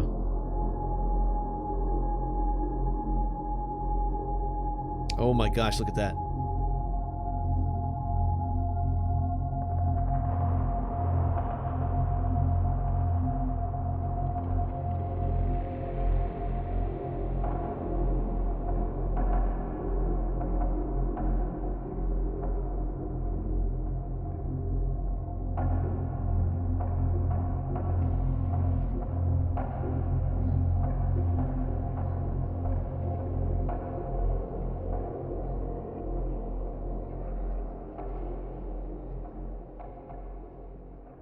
Nice. I wonder if there will be... I wonder if the overworld will be like it is in Metro. Like you have to have your gas mask on at all times. That's pretty interesting, honestly. Alone in Windstorm. That was that mod. The next project is called In Spite of Doubts. Story trailer for the newly announced In Spite of Doubts mod. The authors have promised an interesting story which will take place in the same old locations that we all know, but have undergone major changes. Gameplay innovations and character voiceovers are promised. Nice. Game will tell about a Secret Service agent by the name of Poet, who, in spite of his doubts, must complete his mission while undercover as a Stalker. The mod will be based on Call of Pripyat with the Gunslinger mod. Let's check out that video. And again, this is called In Spite of Doubts.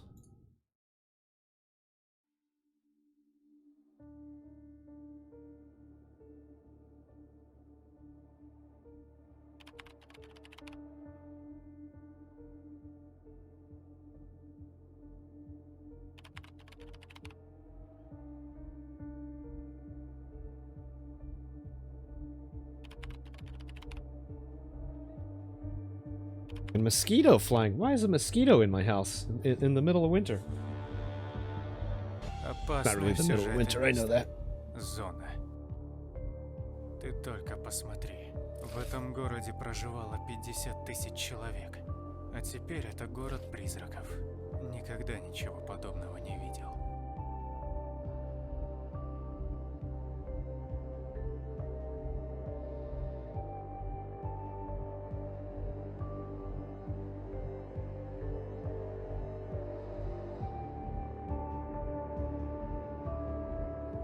Странно все это. Куда они могли деться?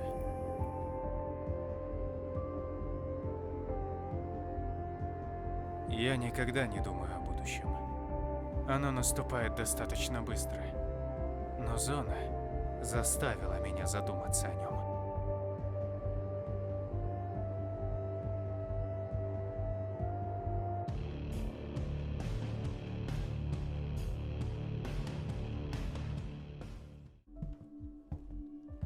Эта тварь должна быть где-то здесь.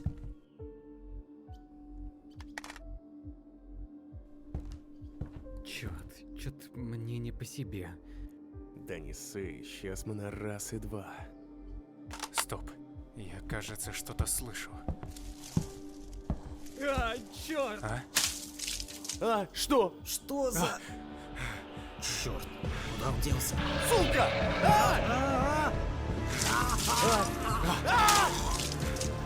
Oh shit, dude.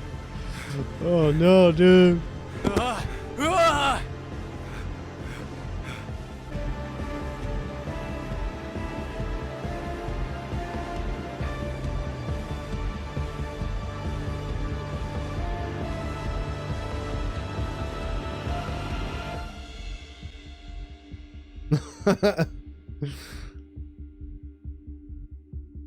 Yeah, that looks cool. That looks cool. In spite of doubts.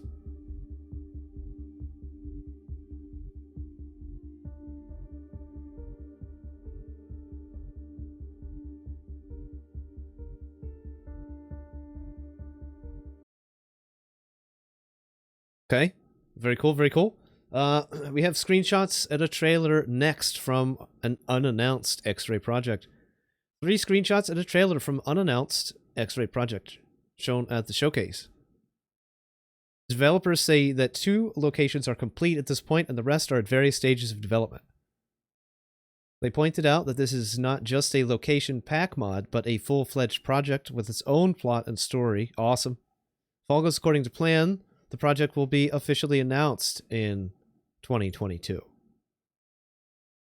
Let's take a look at the video from Unannounced Project.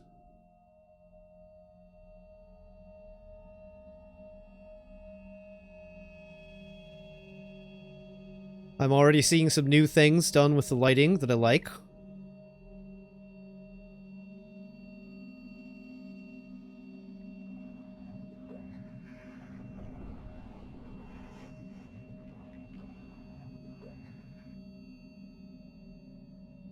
Nice clutter.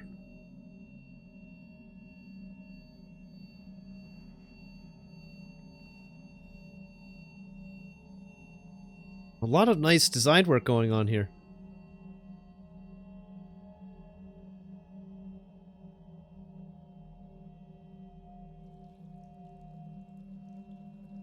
That looks really good. The grass growing in the sunlight, very nice.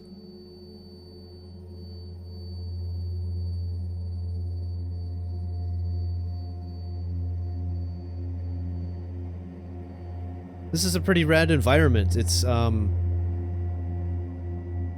want to explore more of it.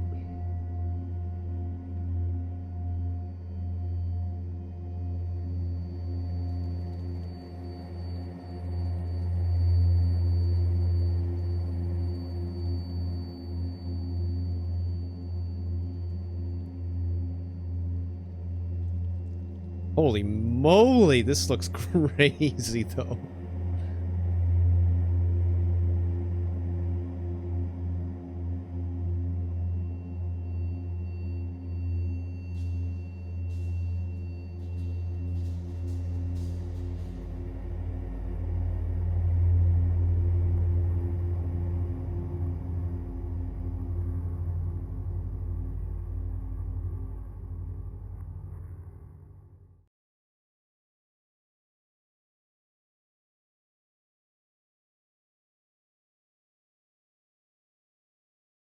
I mean, this almost looks like a fucking shot from Unreal.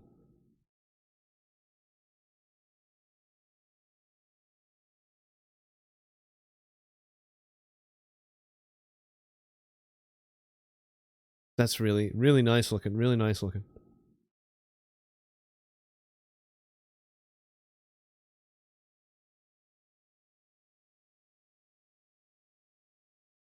That's cool, man. That looks fucking cool. But that's the unannounced X-ray project. Mysterious. Hopefully we'll get some more news of that in the future. The next project is called The Mystery of Cordon. An ironic trailer for The Mystery of Cordon shown at the showcase. The mod is being developed on the Call of Pripyat platform and will offer a new story, improved graphics, and lots of other content. Here's the trailer. The Mystery of Cordon.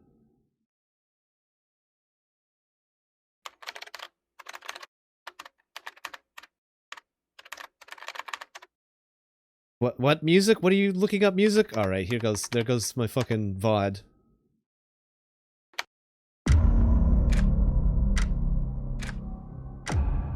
Never mind, we're fine, we're fine.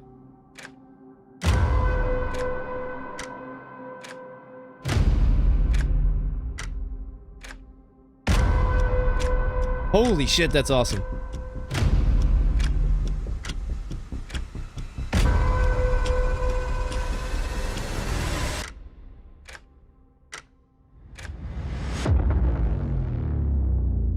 Wow.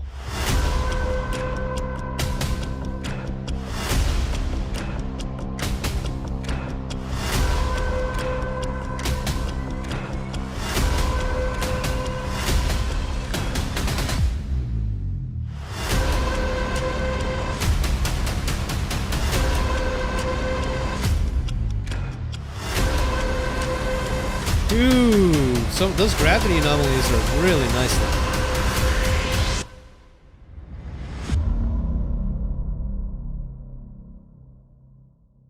That's cool. That's cool. The Mystery of Cordon. No release date. No release information yet.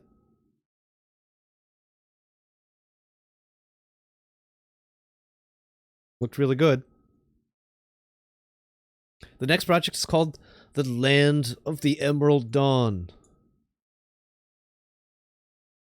The author decided to show viewers the landscapes of the snow-covered areas, the work done on character models, some weapons and animals, and a small clip of gameplay footage. Let's watch it.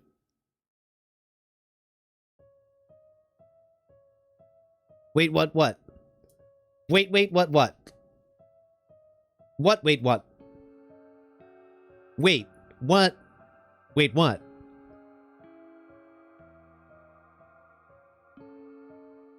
Is it linking to your stream?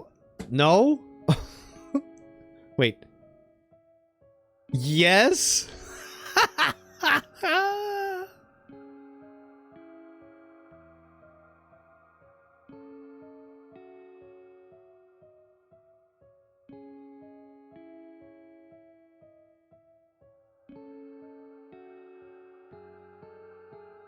Nice animation. Wow. Dude, you look at those character models. Holy, did you guys fucking take a look at that? Jeez, get out of here. Get out of here. Wow. They're all distinct from each other. That's a black guy.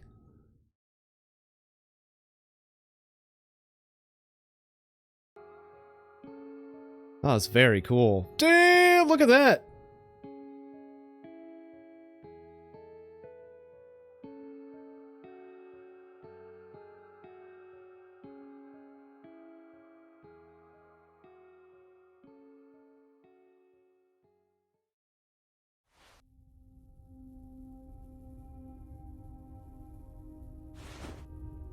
It's very quiet. It's not the stream. Sorry.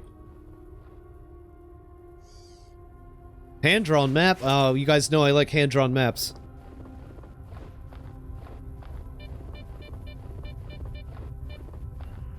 The detector is pretty clunky. That's looking like some 1970s technology.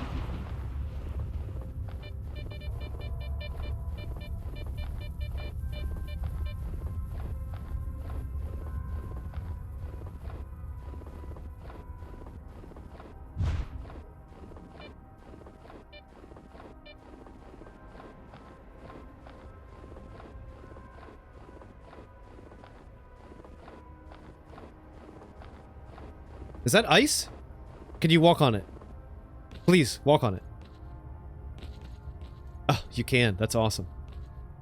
That's one thing I've been missing with winter mods.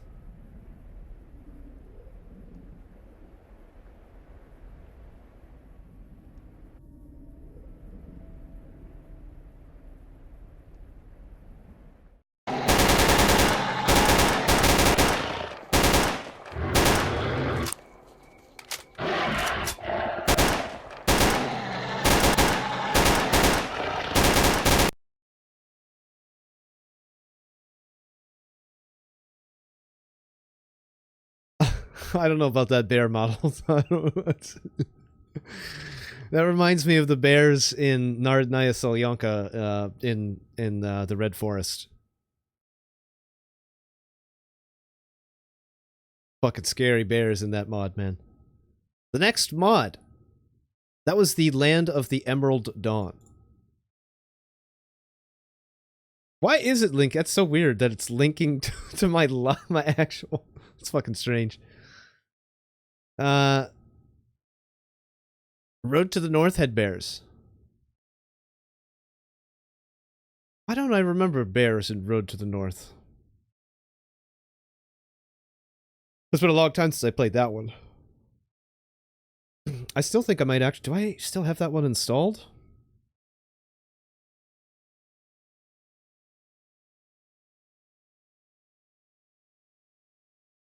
I got Misery Slinger installed, NLC 7, OGSR. I still have the Journey to try to finish. I've got Dolchan that we're going to play today. Got NS 2016.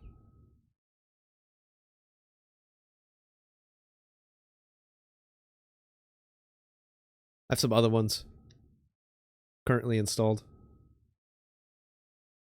Okay, so this next project is called The Fate of Stalker Tube, a new mod revolving around Stalker YouTubers. Oh no, this already, the cringe meter is already rising.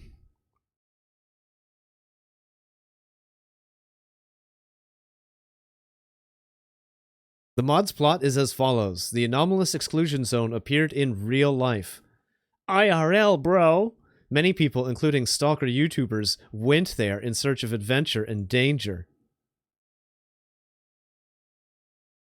The main protagonist will be an aspiring blogger who will have to become a stalker himself and meet with various personalities. I am very ready.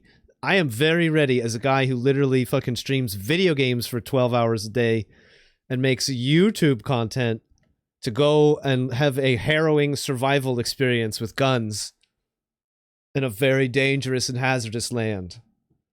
And if there's any training that I would ever need to be able to think I could go and survive in a situation like that, it would be, of course, that of a blogger. Everybody knows bloggers have the highest chance of survival in dangerous and harrowing situations. The developers promise a unique story with many twists and voice-acted scenes, a weapon pack with new hand models. That's always appreciated. Thank you, please, new hand models. New ambience, new locations, better graphics, and much more. As for a demonstration, they presented this clip below, featuring one of their quests. Let's watch it, guys. Fate of Stalker Tube mod. The worst fucking name ever.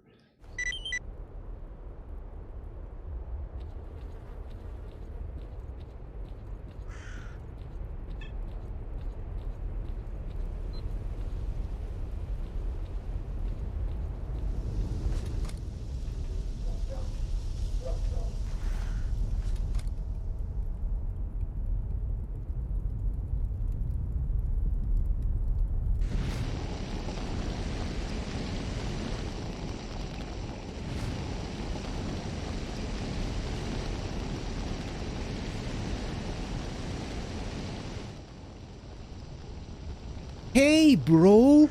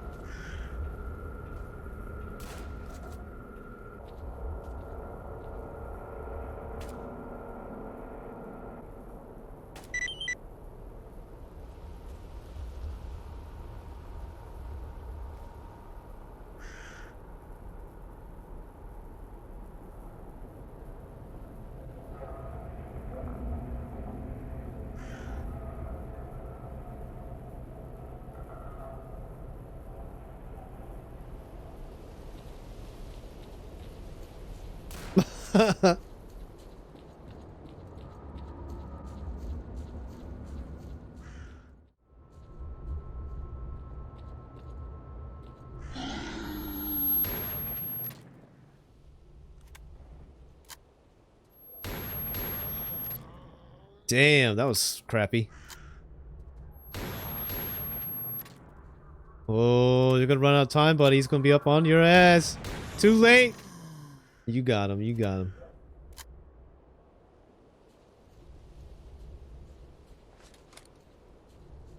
It's interesting. The positioning seems off to the side a little bit. The positioning of the hands when he had a gun out.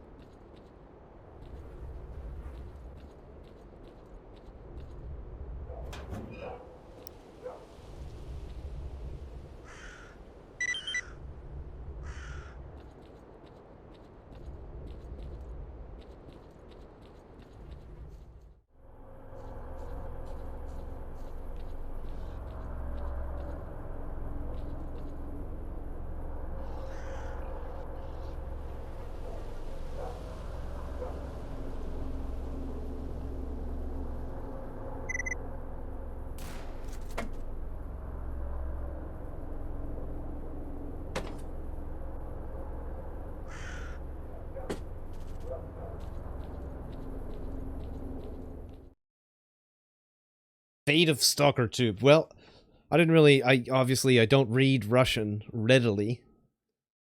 So, I have no idea what the context was, what was going on in that quest, but they showed us just a little tiny little bit of a quest there. Oh, I don't know. I don't know what's going on.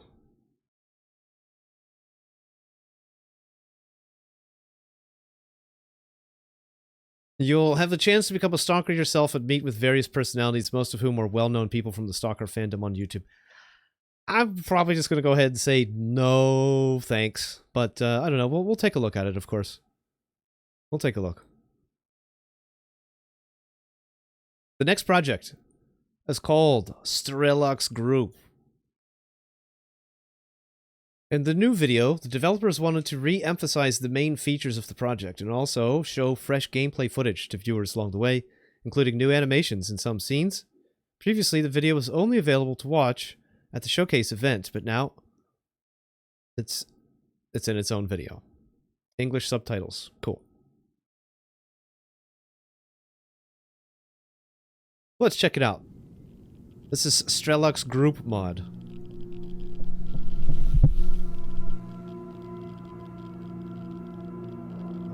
What the fuck?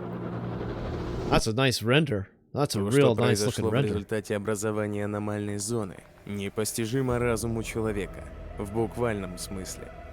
Почему Стрелок так фанатично пытался попасть в ее центр?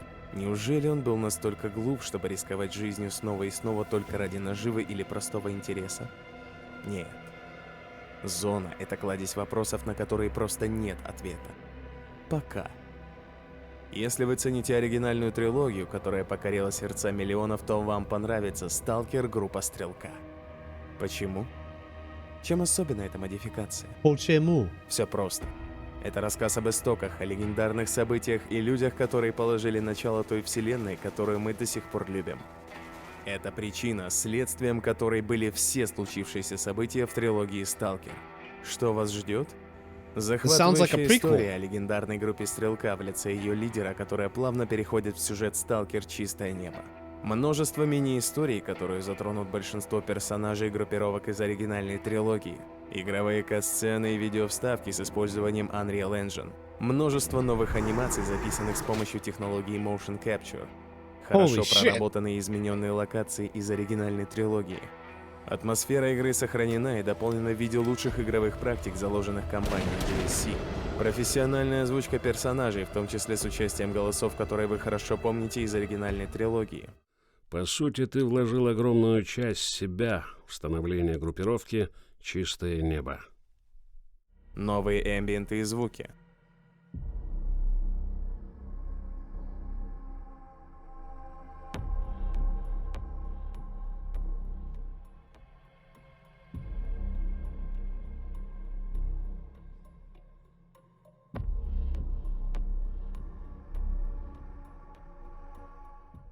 Ганслингер в качестве игрового движка, а также разные улучшения в плане графической и геймплейной составляющих.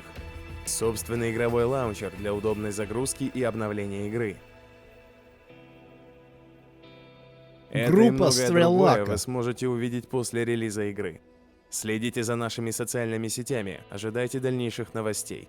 И до скорой встречи, сталкеры! Yo, we're gonna be checking that one out. That one looks fucking cool, guys. We're gonna be trying to stay tuned with that one. That was Strelux Group. That looks really nice. Gunslinger, of course. And, it looks like some attempt to connect and to flesh out the members of Strelux Group and their goings-on in between games. That looks cool. That's probably gonna be pretty neat. It's a neat premise. The next project is called Unannounced Project. Small teaser was shown at the showcase on the 14th by Catalyst Complementation developers, who said they will announce their newest project on the 30th of November, which is coming up. What's known about it at the moment is that it's also being developed on the Call of Pripyat platform and will offer a new story that reveals the past of a famous character from the original Stalker trilogy. It will also be accompanied by cutscenes and voice-acted characters. The mod will take place at a new location which has not been used anywhere else before. Damn.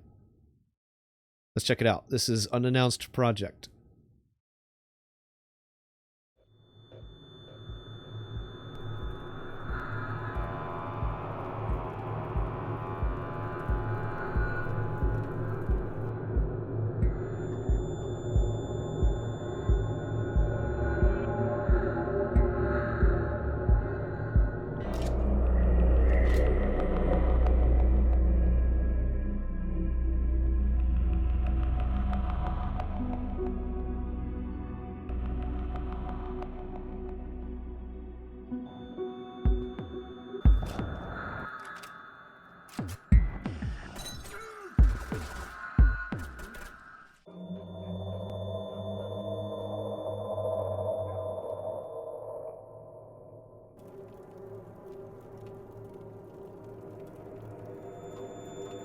It's a nice shot. In Stalker Z, when I play Stalker Z, I like hanging out and lighting fires underneath with the willow tree in Cordon.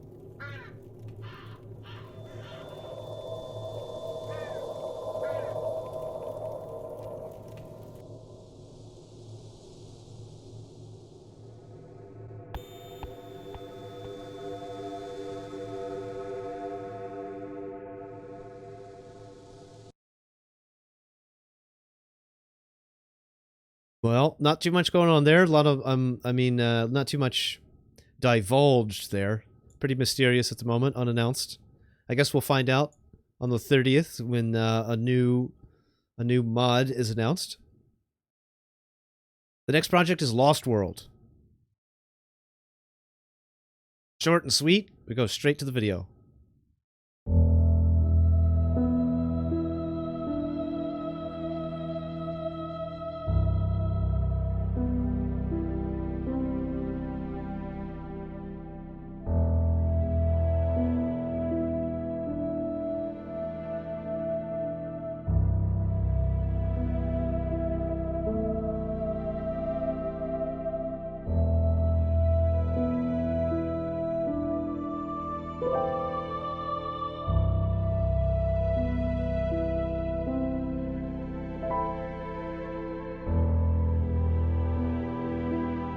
Looks really nice.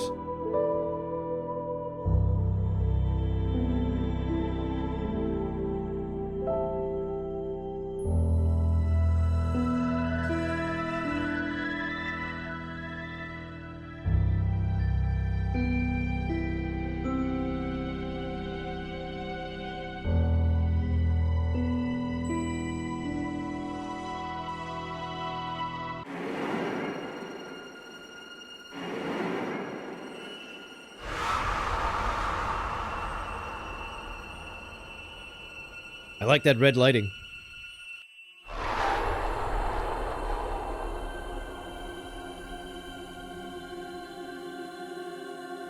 I like the red lighting with the great shadows. It's really nice looking.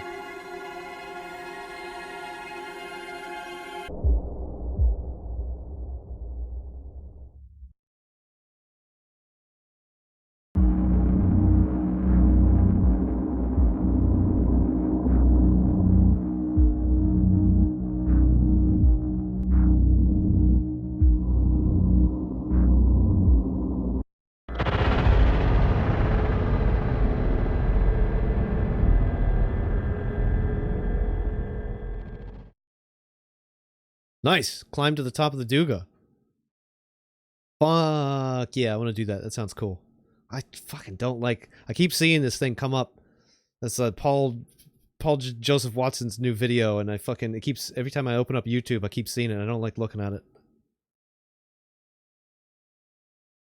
The next project is a movie. The Deserter movie. New trailer for the Stalker Deserter movie made, pardon me, by amateur filmmakers. Let's check it out.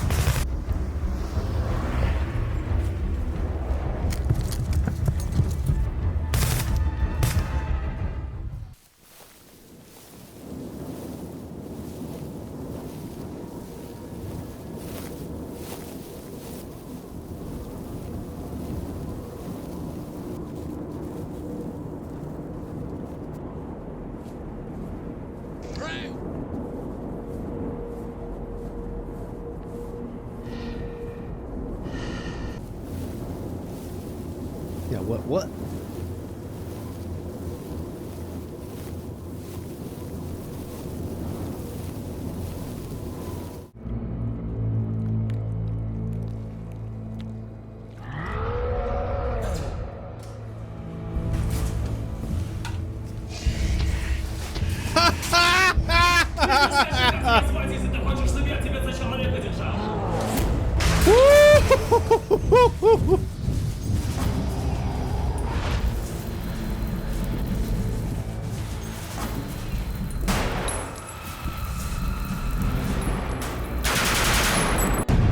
Bro.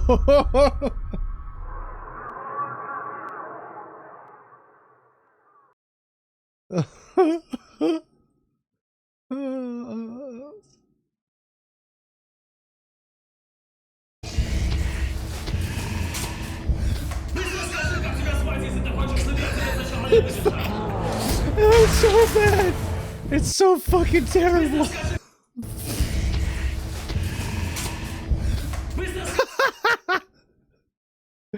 Oh no. Oh no.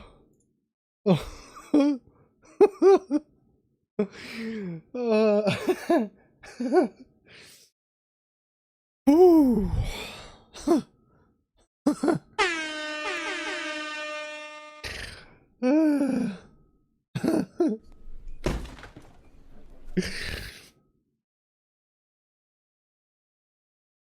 The next project is called Project 2. By the way, that was called Deserter. That is a the trailer for the upcoming movie.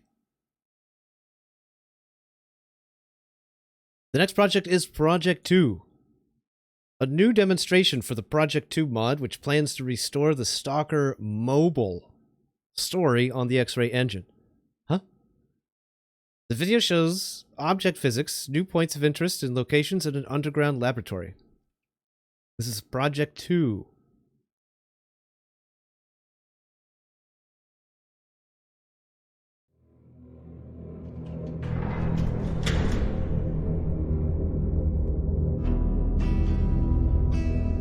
Huh?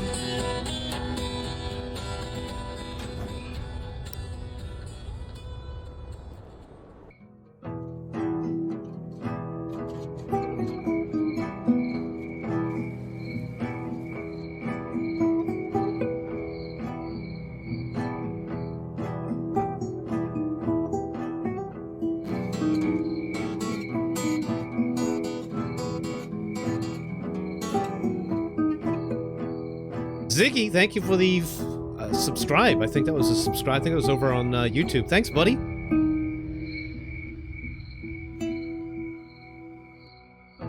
Congrats on partner, by the way.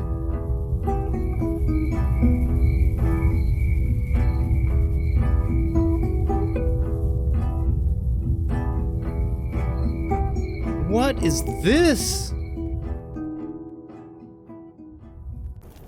Чуваки, а кто-то слышал о каких-то особо засекреченных лабораториях глубоко в зоне? Говорят, до сих пор работают. Не знаю, не верится. Ох, сомневаюсь я. Как там смогли выжить люди после взрыва, неизвестно. Без припасов, энергии.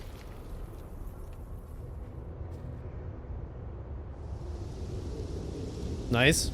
We got our janky vehicles back.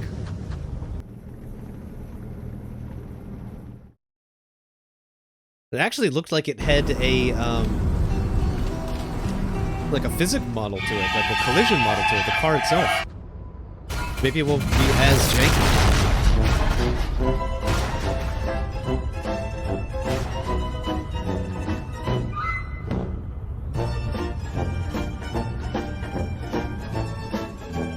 Whoa!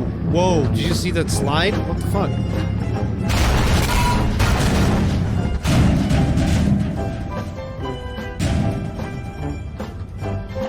Oh, okay, that was fun. Definitely still some jank in there, good.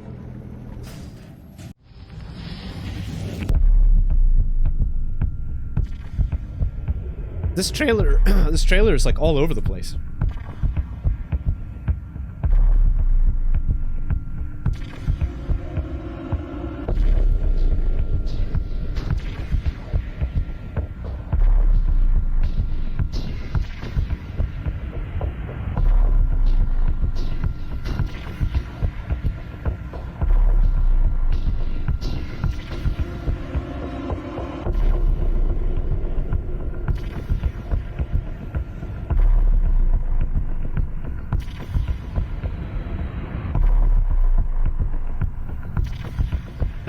Oh no. No, no, no, no. I don't need any of that.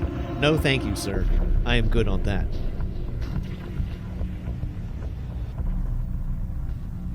You can keep your twerking controllers, okay? I'm not into that, okay?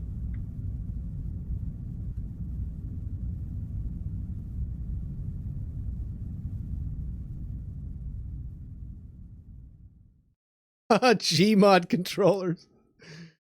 Well, that's interesting. Oh no. Whoa, boys, look what we got on the screen. We got fucking. This is my baby right here. Narodnaya Selyanka. Even after a decade since its initial release, Narodnaya Selyanka still continues to receive updates. The newest one, consisting of a magazine system. What? Improved inventory functionality. A new weapon pack based on the STCOP pack, which is awesome. Pardon me, and other miscellaneous content. The mod is also now based on the OGSR engine. Guys, this is what I have been waiting for like a fucking year straight when I first heard about this about a year ago. They're porting NS 2016 over to OGSR, which means 64-bit, which means that we're going 64 bits, guys. That's crazy for a mod this big. That's very cool. Let's check it out. It's not released yet. This is one I'm very excitedly watching. I'm just watching it and waiting for it.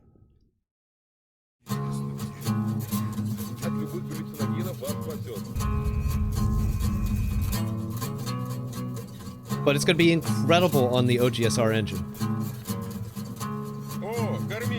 I fucking can't wait for it, honestly.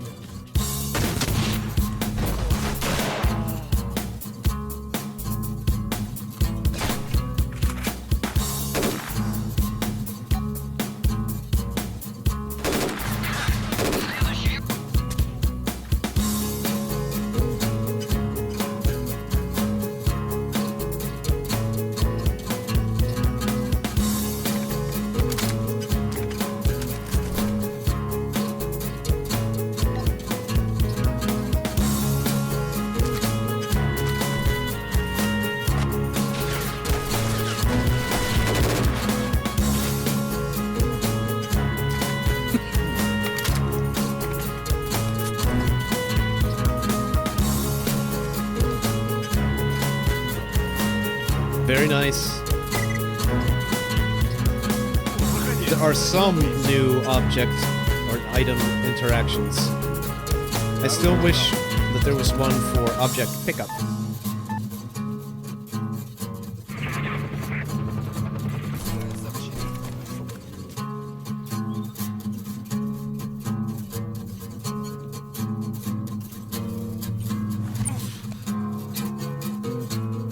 OGSR engine seems to be able to handle PIP scopes really well. Doesn't, I mean, it's because it's got double the memory, the game can access double the memory, so it's able to just have more headroom to do double rendering. I presume that's probably the primary, one of the primary benefits of being on 64-bit engine. That's really exciting, honestly. We're still, again, the release date is unknown, which is where we've been for a while now. So I'm a little sad about that. A little sad we still don't have a release date on that. But it looks great, and, you know, as long as I'm not 80 years old and with arthritic thumbs, an arthritic clicker finger, and my WASD fingers are still moving, then I'll be able to play it. I mean, even if I'm dead, I'm still going to play it, guys. I mean, let's be honest. I'm going to play that shit whether I'm alive or dead. Speaking of life, the next project is called Hope for Life. Did you guys like that segue? How professional is this streamer? Guys, if you want to support professional goofball streamers like this guy, consider donating. Gameplay video for Hope for Life project featured at the AP Pro Showcase event. Let's check it out.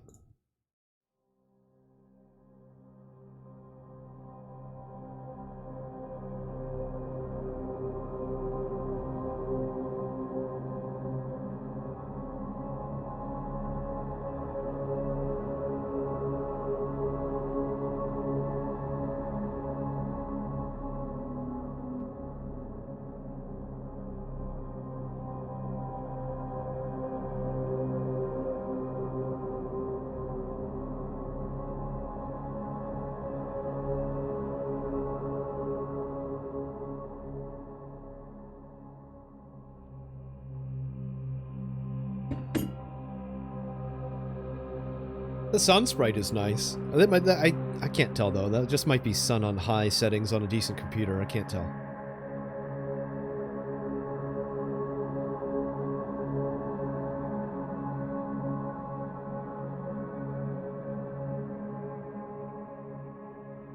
Do I think it was UE 4 or 5? Honestly, I'm not familiar enough with the differences between 4 and 5 to be able to pinpoint that. But I assumed that it was probably going to be on 5, as I anticipated that Unreal might have extended a version of the engine over to GSC for what is essentially a very highly anticipated Unreal project. I wouldn't be surprised if they slipped GSC version of 5, but again, I wouldn't know. I wouldn't know.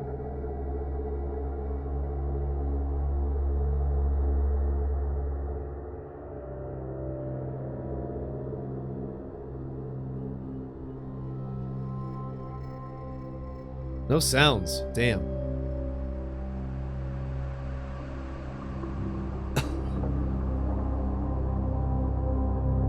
I don't know anything about this project either. And there's basically no data. All we have is this video. So far, I'm not really seeing anything like, I don't know, particularly innovative or anything that's particularly standing out. Other than the cool sun sprite and some of the volumetric lighting.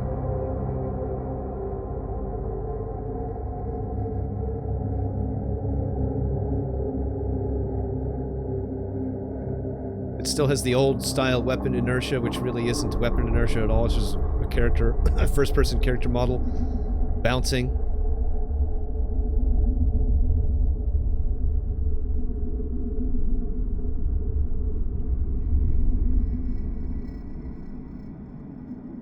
Phonek, you think you saw somewhere that GSC is going to use UE5? Nice.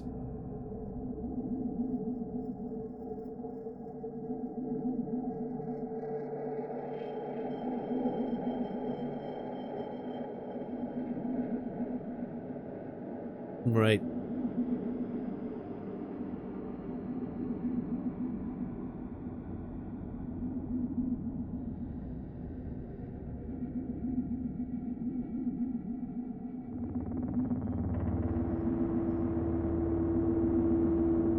This looks nice.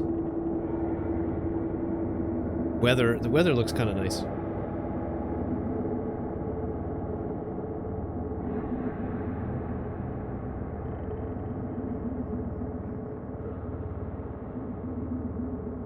Although I've never been a fan of just like raindrops on the screen itself, as though it's a visor. If you don't have a helmet on, you shouldn't be seeing fucking raindrops on the screen. And if you do have a helmet on, then I want to see a little bit of helmet overlay. I don't want to just see raindrops. I want to see a little bit of border, you know?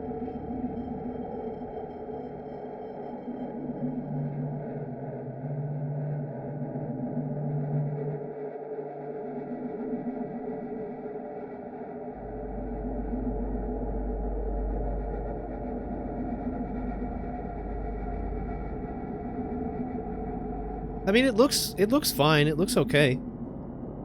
I wish I knew more about what we were supposed to be expecting. Is this an equipment mod? A location mod? A story mod? Or maybe bits of all three of those, perhaps? I don't know. Honestly, Sea Dog, I do hope they delay it. I hope they delay Stalker. I'm one of those people that I want them to delay Stalker 2 like 5 times. I want them to delay Stalker 2 so many times that, like, arrogant games journalists will begin to write articles that doubting whether the game will ever be released and calling it the greatest public relations, public marketing disaster since Cyberpunk. That's what I want. I want everybody to be furious about Stalker 2 not coming out on time. And then, when it finally comes out, I want it to have the best chance of being awesome, you know, by being delayed. I want them to delay it. Don't rush it. The worst thing that could possibly happen is them rushing it either to meet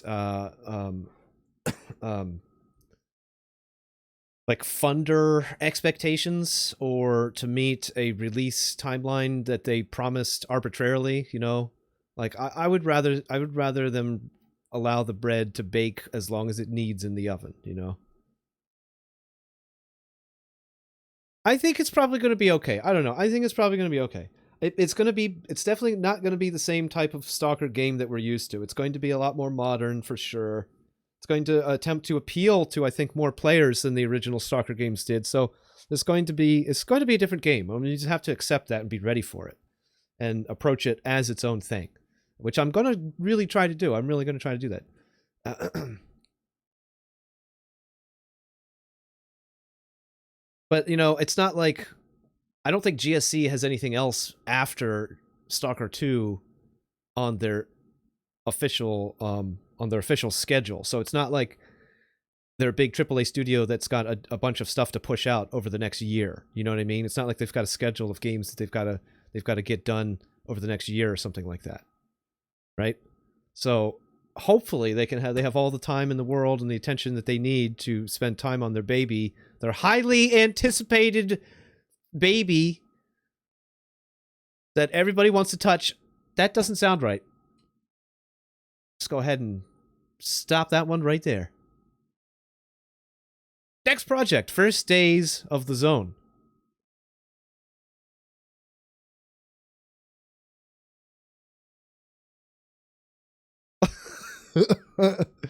Next project, First Days of the Zone. Again, another one with no details. We get no details. We do have a trailer, so let's watch the trailer. Let's go.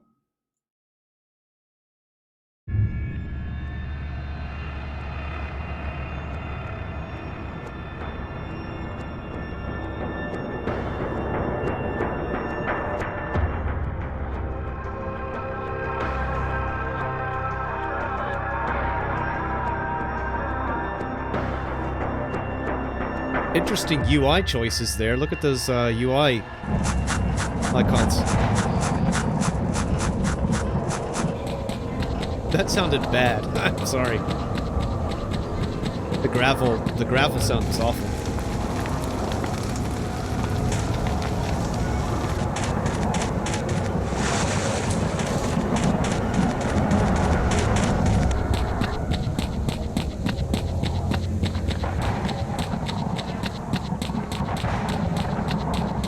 It seems like those are stereo sounds.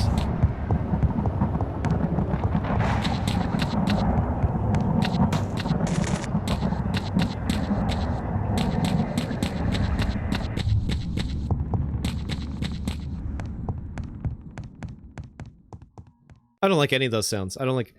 God, there he is again! I don't want to look at it! I don't want to look at that shit. It looks like an old mod. It sounds like one, too. It really does. It really does.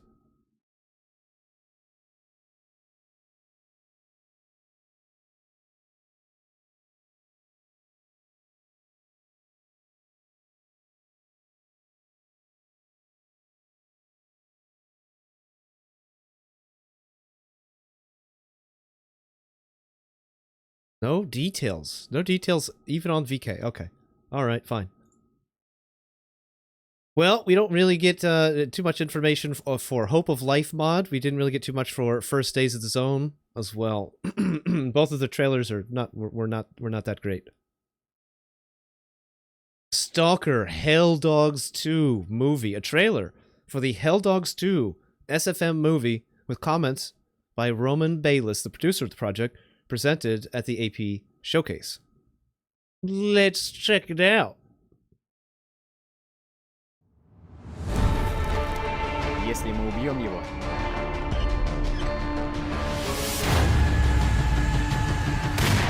если остановим все это, то все смерти были не напрасны. Nice.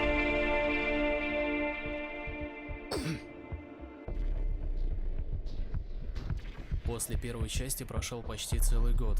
За это время мы провели огромную работу над ошибками и теперь готовы немного подробнее рассказать о фильме «Сталкер. Псы преисподней 2». Это, безусловно, наш самый амбициозный проект, который мы когда-либо делали.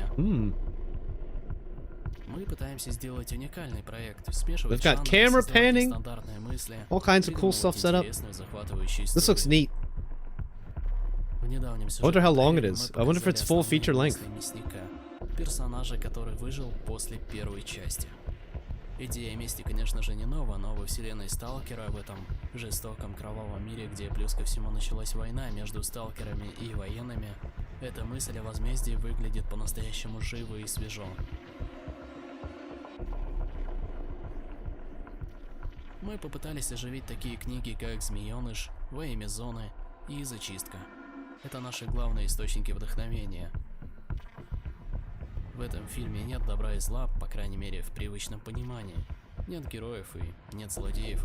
И в этом, как я считаю, уникальность самого мира зоны отчуждения. Создается впечатление, что обычные сталкеры — это и есть те самые бандиты и злодеи, а получается, военные здесь настоящие герои, которые защищают большой мир от зоны. Но это лишь мое мнение. Я думаю, вы сами разберетесь, кому сопереживать, ведь правы по сути и те, и другие. Кто-то заметил, что фильм выглядит как голливудский боевик, но это далеко не так. Это не будет 1,5 часа сплошного мочилова, взрывов и перестрелок. Это будет тяжелая, интересная, захватывающая жанровая история, которая будет цеплять зрителей своим сюжетом и неожиданными решениями. Фильм подойдет как фанатам вселенной Сталкер, так и тем людям, которые вовсе не знают. Yeah, of course. Yeah, Frederick, can you give him permit? It's exclamation point permit space username.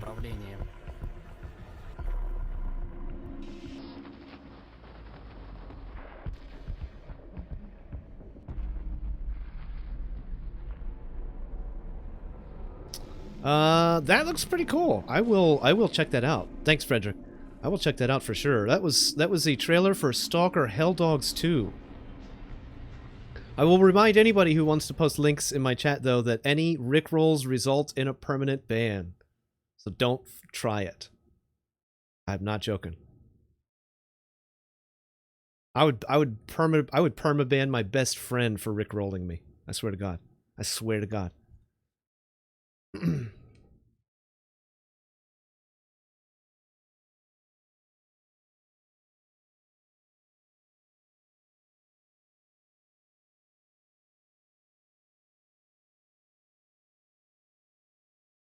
What do we got here?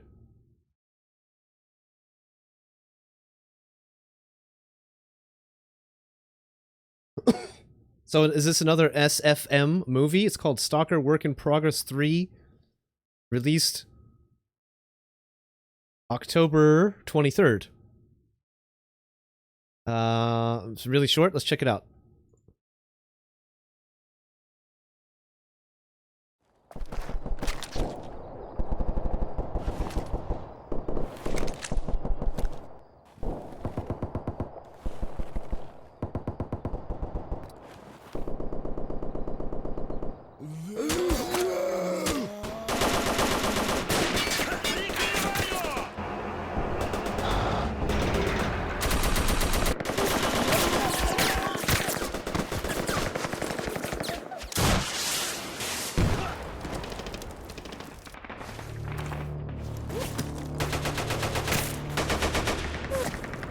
Monolith walking with zombies.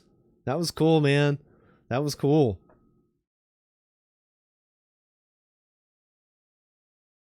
That was pretty rad. Work in Progress 3. That was by Sodas.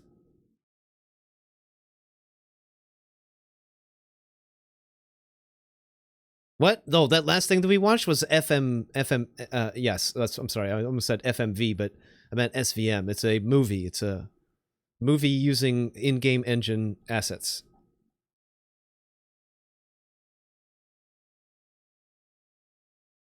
Next project. Back to the Stalker. This is one that I have heard of. New November update for Back to the Stalker.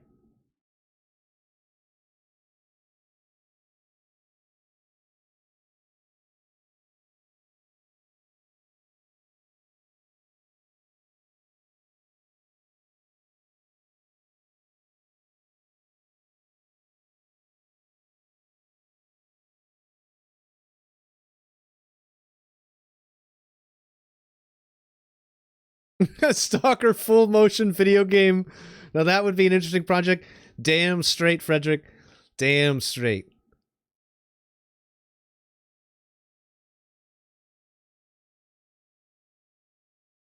Jesus, we should copyright that really quick. We should copyright that immediately. We need to write to GSC right now so that we have a letter in the mail that proves that we had the idea first and ask GSC for permission. We need to fucking write that letter right now. Fucking email them.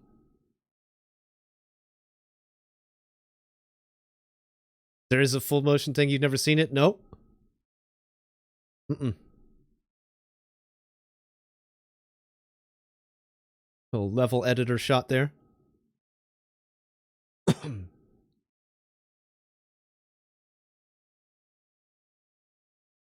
Ooh. Oh, that looks nice.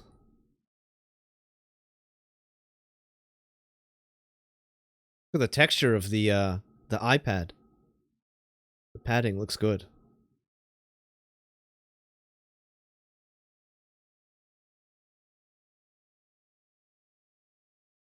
Okay, well, all we get is some screens from that one.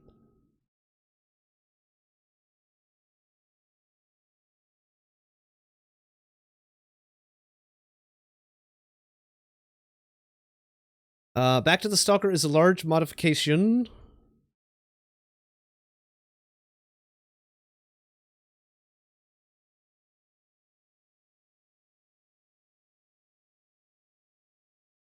Large modification for Shadow of Chernobyl.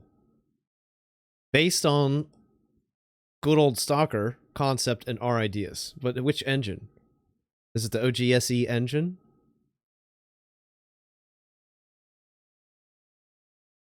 Same screens.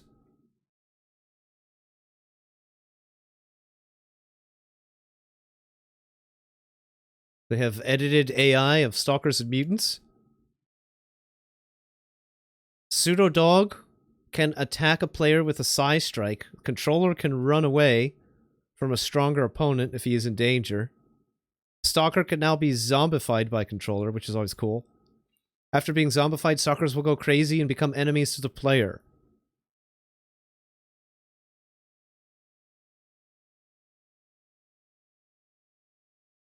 Stalkers who fall into a trance can still be saved if the mutant is killed in time. Nice.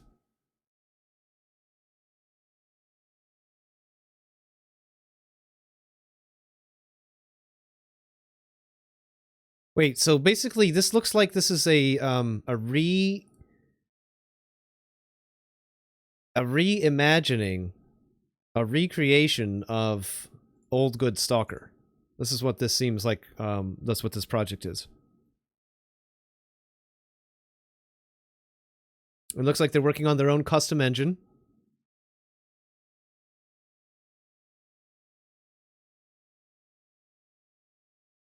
That render is really good. It's really nice looking.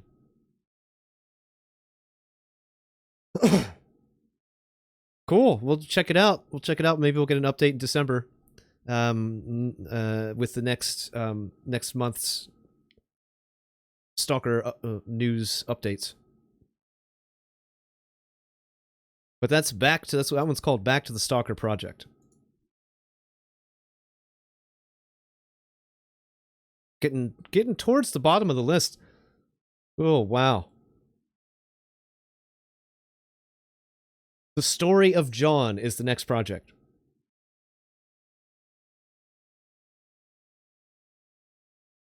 A mod created by Rookie Modder on the Call of Pripyat platform is now available for download. The new mod will offer a 4-hour-long story, provided you complete all side quests. Okay, shorty. In addition to the new story, a weapon pack was also adapted to the mod. As for a brief summary, you play as a rookie stalker, freshly arrived to the zone. All the events will take place within the cordon, a place many consider a safe haven for themselves. Not many mutants, no bandits, no faction wars. All of this makes for one of the safest places in the zone to live in, but despite this, our protagonist will have many things to overcome, and it won't be easy.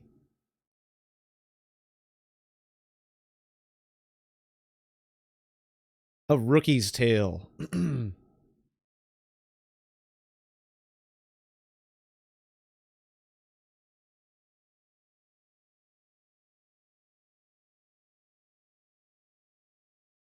It says it takes place in Corden, but they're showing an image of what looks to be Agroprom.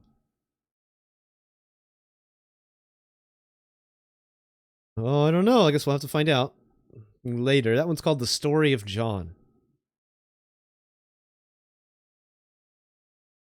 Not too many details on it.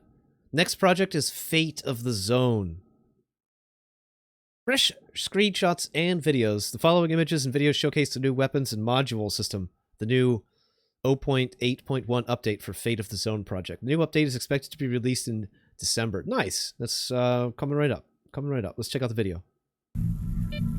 Всем привет! Сегодня буду вам показывать возможности системы аддонов оружия в моде «Судьба зоны» версия 0.8.1. Эта версия пока находится в разработке, но предыдущая уже давно доступна. Патчи выходят довольно часто.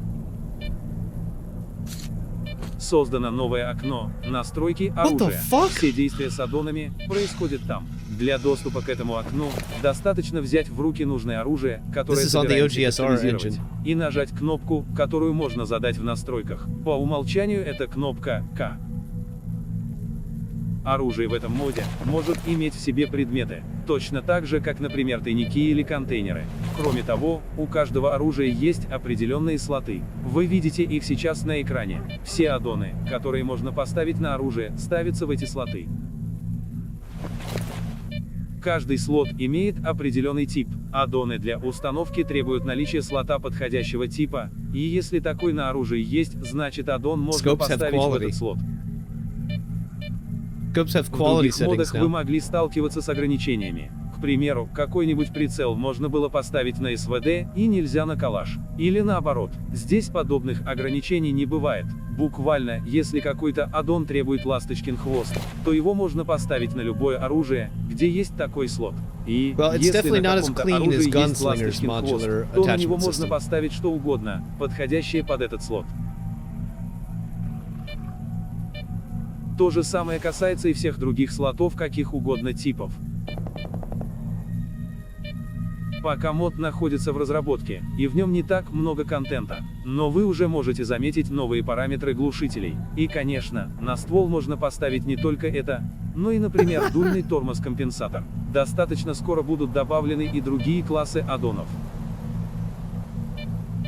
Возможно, кто-то возразит, что позволять ставить что угодно нельзя, это, мол, нарушит баланс. Но, нет, не нарушит. В реальности, к примеру, нет смысла ставить прицел большой кратности на бизон, потому что такой прицел актуален для дистанций, до которых пули бизона не долетят. Но технически поставить его на бизон можно. Точно так же и в игре собрать можно все, что механически совместимо. Будет ли эта сборка полезной, зависит от грамотности игрока и его внимания к деталям. Но пугаться не надо. Если вам кажется, что все сложно и непонятно, читайте описание, ищите подсказки. В игре и в описаниях аддонов будет достаточно информации, чтобы во всем разобраться. Окно настройки оружия позволяет рассматривать выбранное оружие как в трехмерном обзоре, так и в обычном состоянии, когда оно находится в руках главного героя. Снимать и прикреплять аддоны можно в обоих вариантах. Окна аддонов можно закрывать, если они мешают, и в целом управление здесь, подобно управлению разгрузкой в инвентаре, с которым многие уже знакомы. Я знаю, что некоторые игроки жаловались, что при большом количестве окон, управление этой системой становится неудобным. Поэтому в версии 0.8.1 будет добавлена автоматическая сортировка окон, и будут приняты другие меры для более удобной игры. Идей на эту тему достаточно.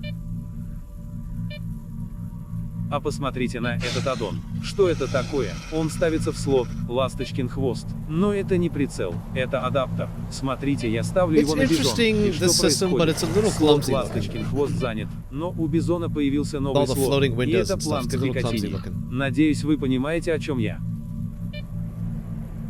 Я напомню еще раз. Аддоны ставятся в подходящий для них слот. И неважно, где этот слот находится. Где угодно. Возможно, кто-то сейчас вспоминает печально известный мод «Выбор» и его бан за нарушение авторских прав. Но у проекта «Судьба зоны» нет с ним ничего общего. Я не брал никакого контента из Старкова и не брал их программный код. Все, что вы видите, разработано на основе движка. This video is reminding me because of the beeping in the background. If you guys ever want to get rid of that beeping sound of the anomaly, the detection of nearby anomalies, there's a file. If you can't find it on your own, I have it. I can give you a file. It works for any Stalker game, any Stalker mod.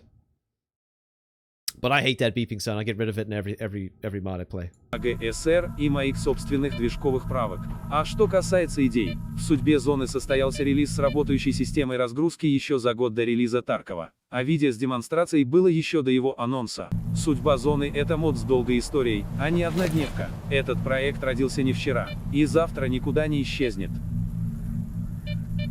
Кроме того, я не планирую углубляться в дебри внутренности оружия. Все эти винтики и пружинки оставим Таркову. Здесь, в судьбе зоны, будет развитие в сторону внешних обвесов оружия.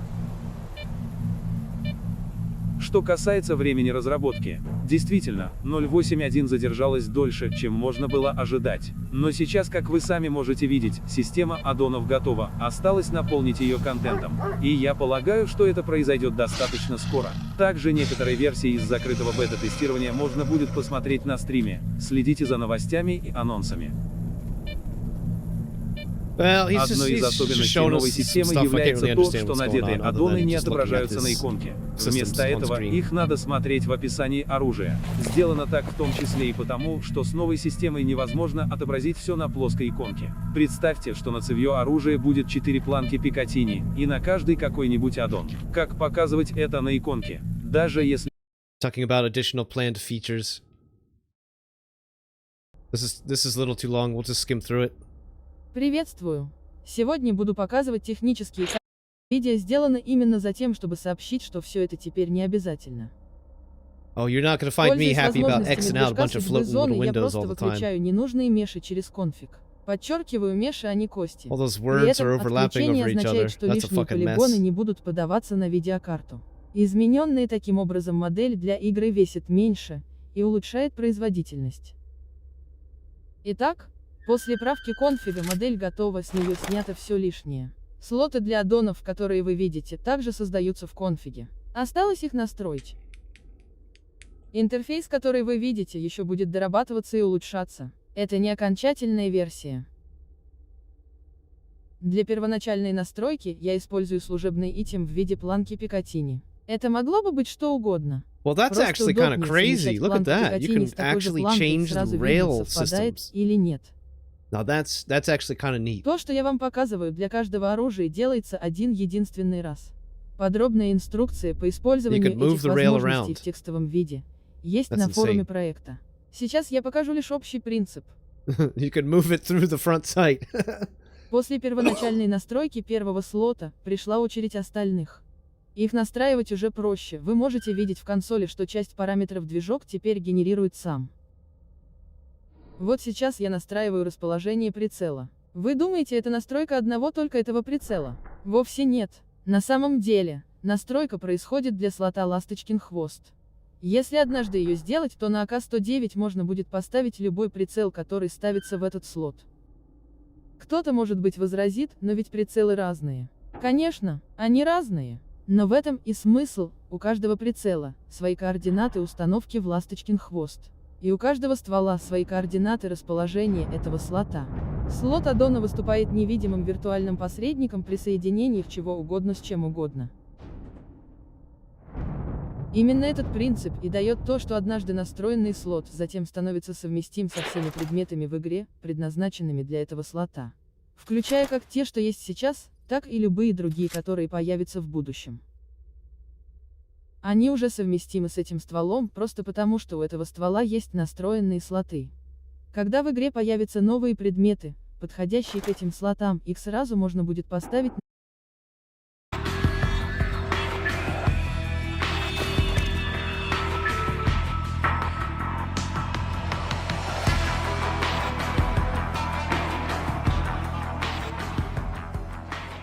Возможно, у кого-то остались вопросы.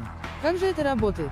Много лет надоело в поте лица, почему ставили каждый аддон на каждую модель, прогоняли это через SDK, боролись с ограничением на количество костей, изобретая скриптовые костыли с переспавном. А теперь приходит какой-то зандер с какой-то судьбой зоны и заявляет, что все это больше не нужно. Возможно, вы чувствуете себя как та блондинка, которой подарили машину. Как крутить баранку вроде объяснили, где газ-тормоз показали. А что там под капотом? Загадка. А под капотом движок на основе АГСР с правками и доработками, которые я делал сам. That's too Пока это cluttered, все, though. что вам нужно знать. Скоро будут и другие обновления, следите за новостями. Спасибо за просмотр. I think for clarity's sake, I really like the gunslinger attachment system, because the gun only goes in one orientation, you know, like the angled orientation, and you just like, it moves depending on where your cursor is focused. And I think that's fantastic. I love that implementation. It's way cleaner, way smoother. This looks like a fucking mess. But at the same time, it looks like the customization is pretty much open to your heart's content, honestly. It looks like you can fully customize weapons with things that they probably weren't even designed to have. I don't know. Not being able to understand what was being said there too much. That's the takeaway I have. It looks interesting. We'll have to see this. We'll have to follow this mod. But it looks like it's built. It's called Fate to the Zone. Looks like it's built on the OGSR engine, which is cool. So I guess we'll see.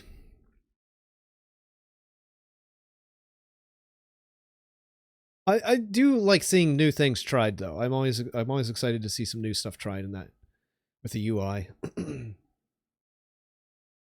But this looks like it could be kind of hectic, honestly. It doesn't really look like you're going to be doing this type of stuff during a fight either.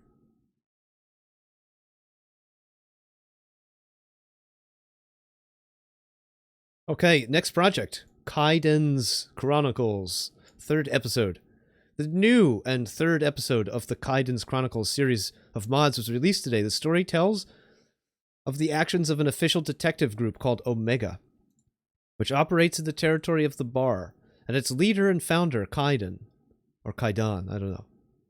An interesting plot was the author's main emphasis on this one. The new episode has a completely new storyline that does not require players to complete the previous episodes. So standalone, nice. The project is based on the resources of the Lost World Requital project. Never heard of that one. The new story will take players through the Bar, the ATP, the Monsk, Lost Village, and Dead City. That sounds great. That sounds fantastic. I love Lemonsk. Lost Village is nice, if it's the same map I'm thinking of. Dead City's fantastic, of course. If these Lost Village and ATP maps are what I think they are.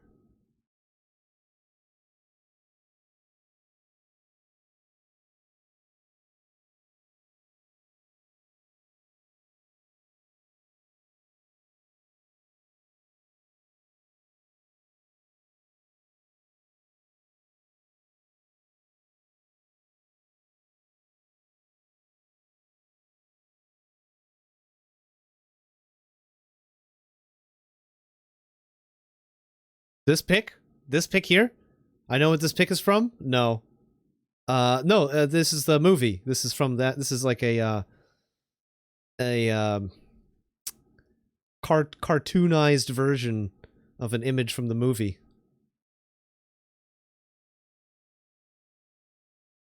It's pretty nice.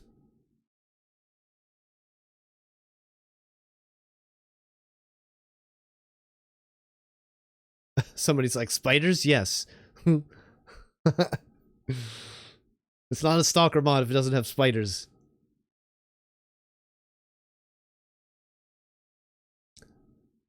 Okay, the next one is called Farthest Edge. As stated by the devs, they are now working on the weapons side of things. Weapons that were not yet available between 1990 and 1994 are being removed from the game. In its place, new weapons are being added based on animations from Gunslinger. Nice. At the same time, work is being done on sound, and the range of provisions is being replaced and supplemented with new items. Cool.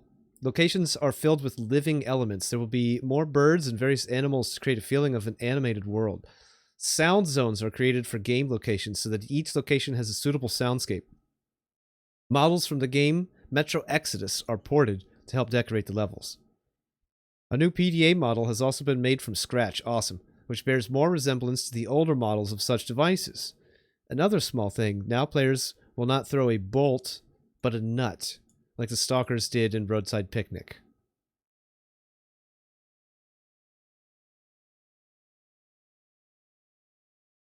There's our new PDA.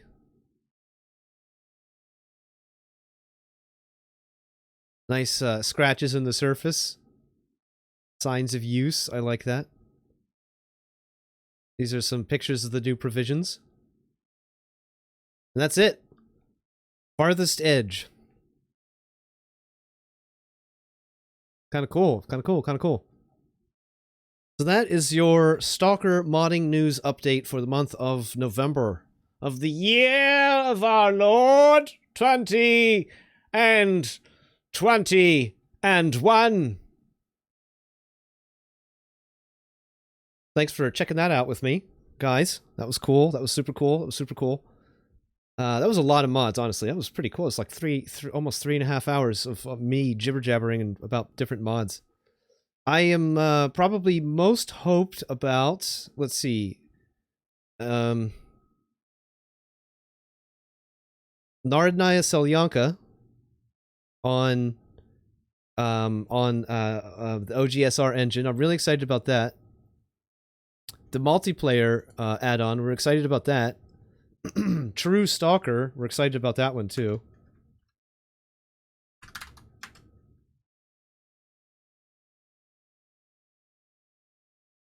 What else? What else? What else? Alone in Windstorm, I was excited about. I want to play a winter mod. That looks great. In Spite of Doubts looks pretty nice as well. Mystery of Corden.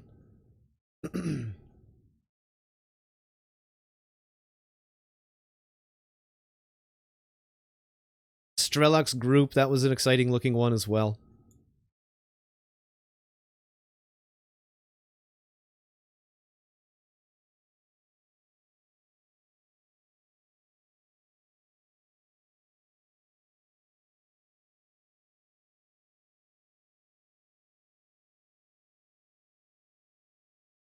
Those are probably the ones that stood out the most to me. This SFZ project looks really interesting because the video towards the end of it, it sort of like turned into like a horror mod. It looked like there was just a lot of like fucking scary stuff going on in the bar territory.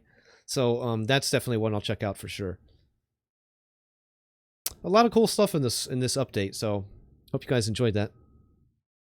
I'm gonna go take a real short break. I gotta go fucking take a pee, and I gotta go heat up a chicken sandwich in my microwave and scarf that down real quick. But then we'll come back.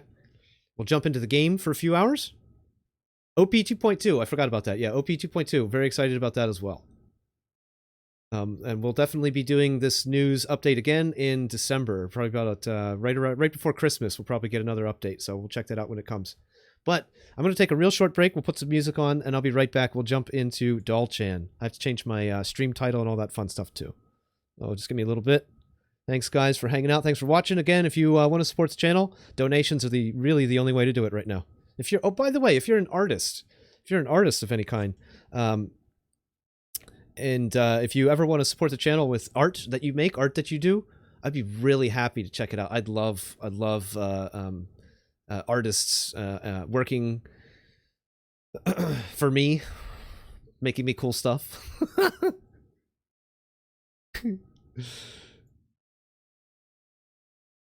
But it's a really great way to support, even if you don't want to throw cash at the channel or something like that. You know, you do like some drawing or painting or anything like that.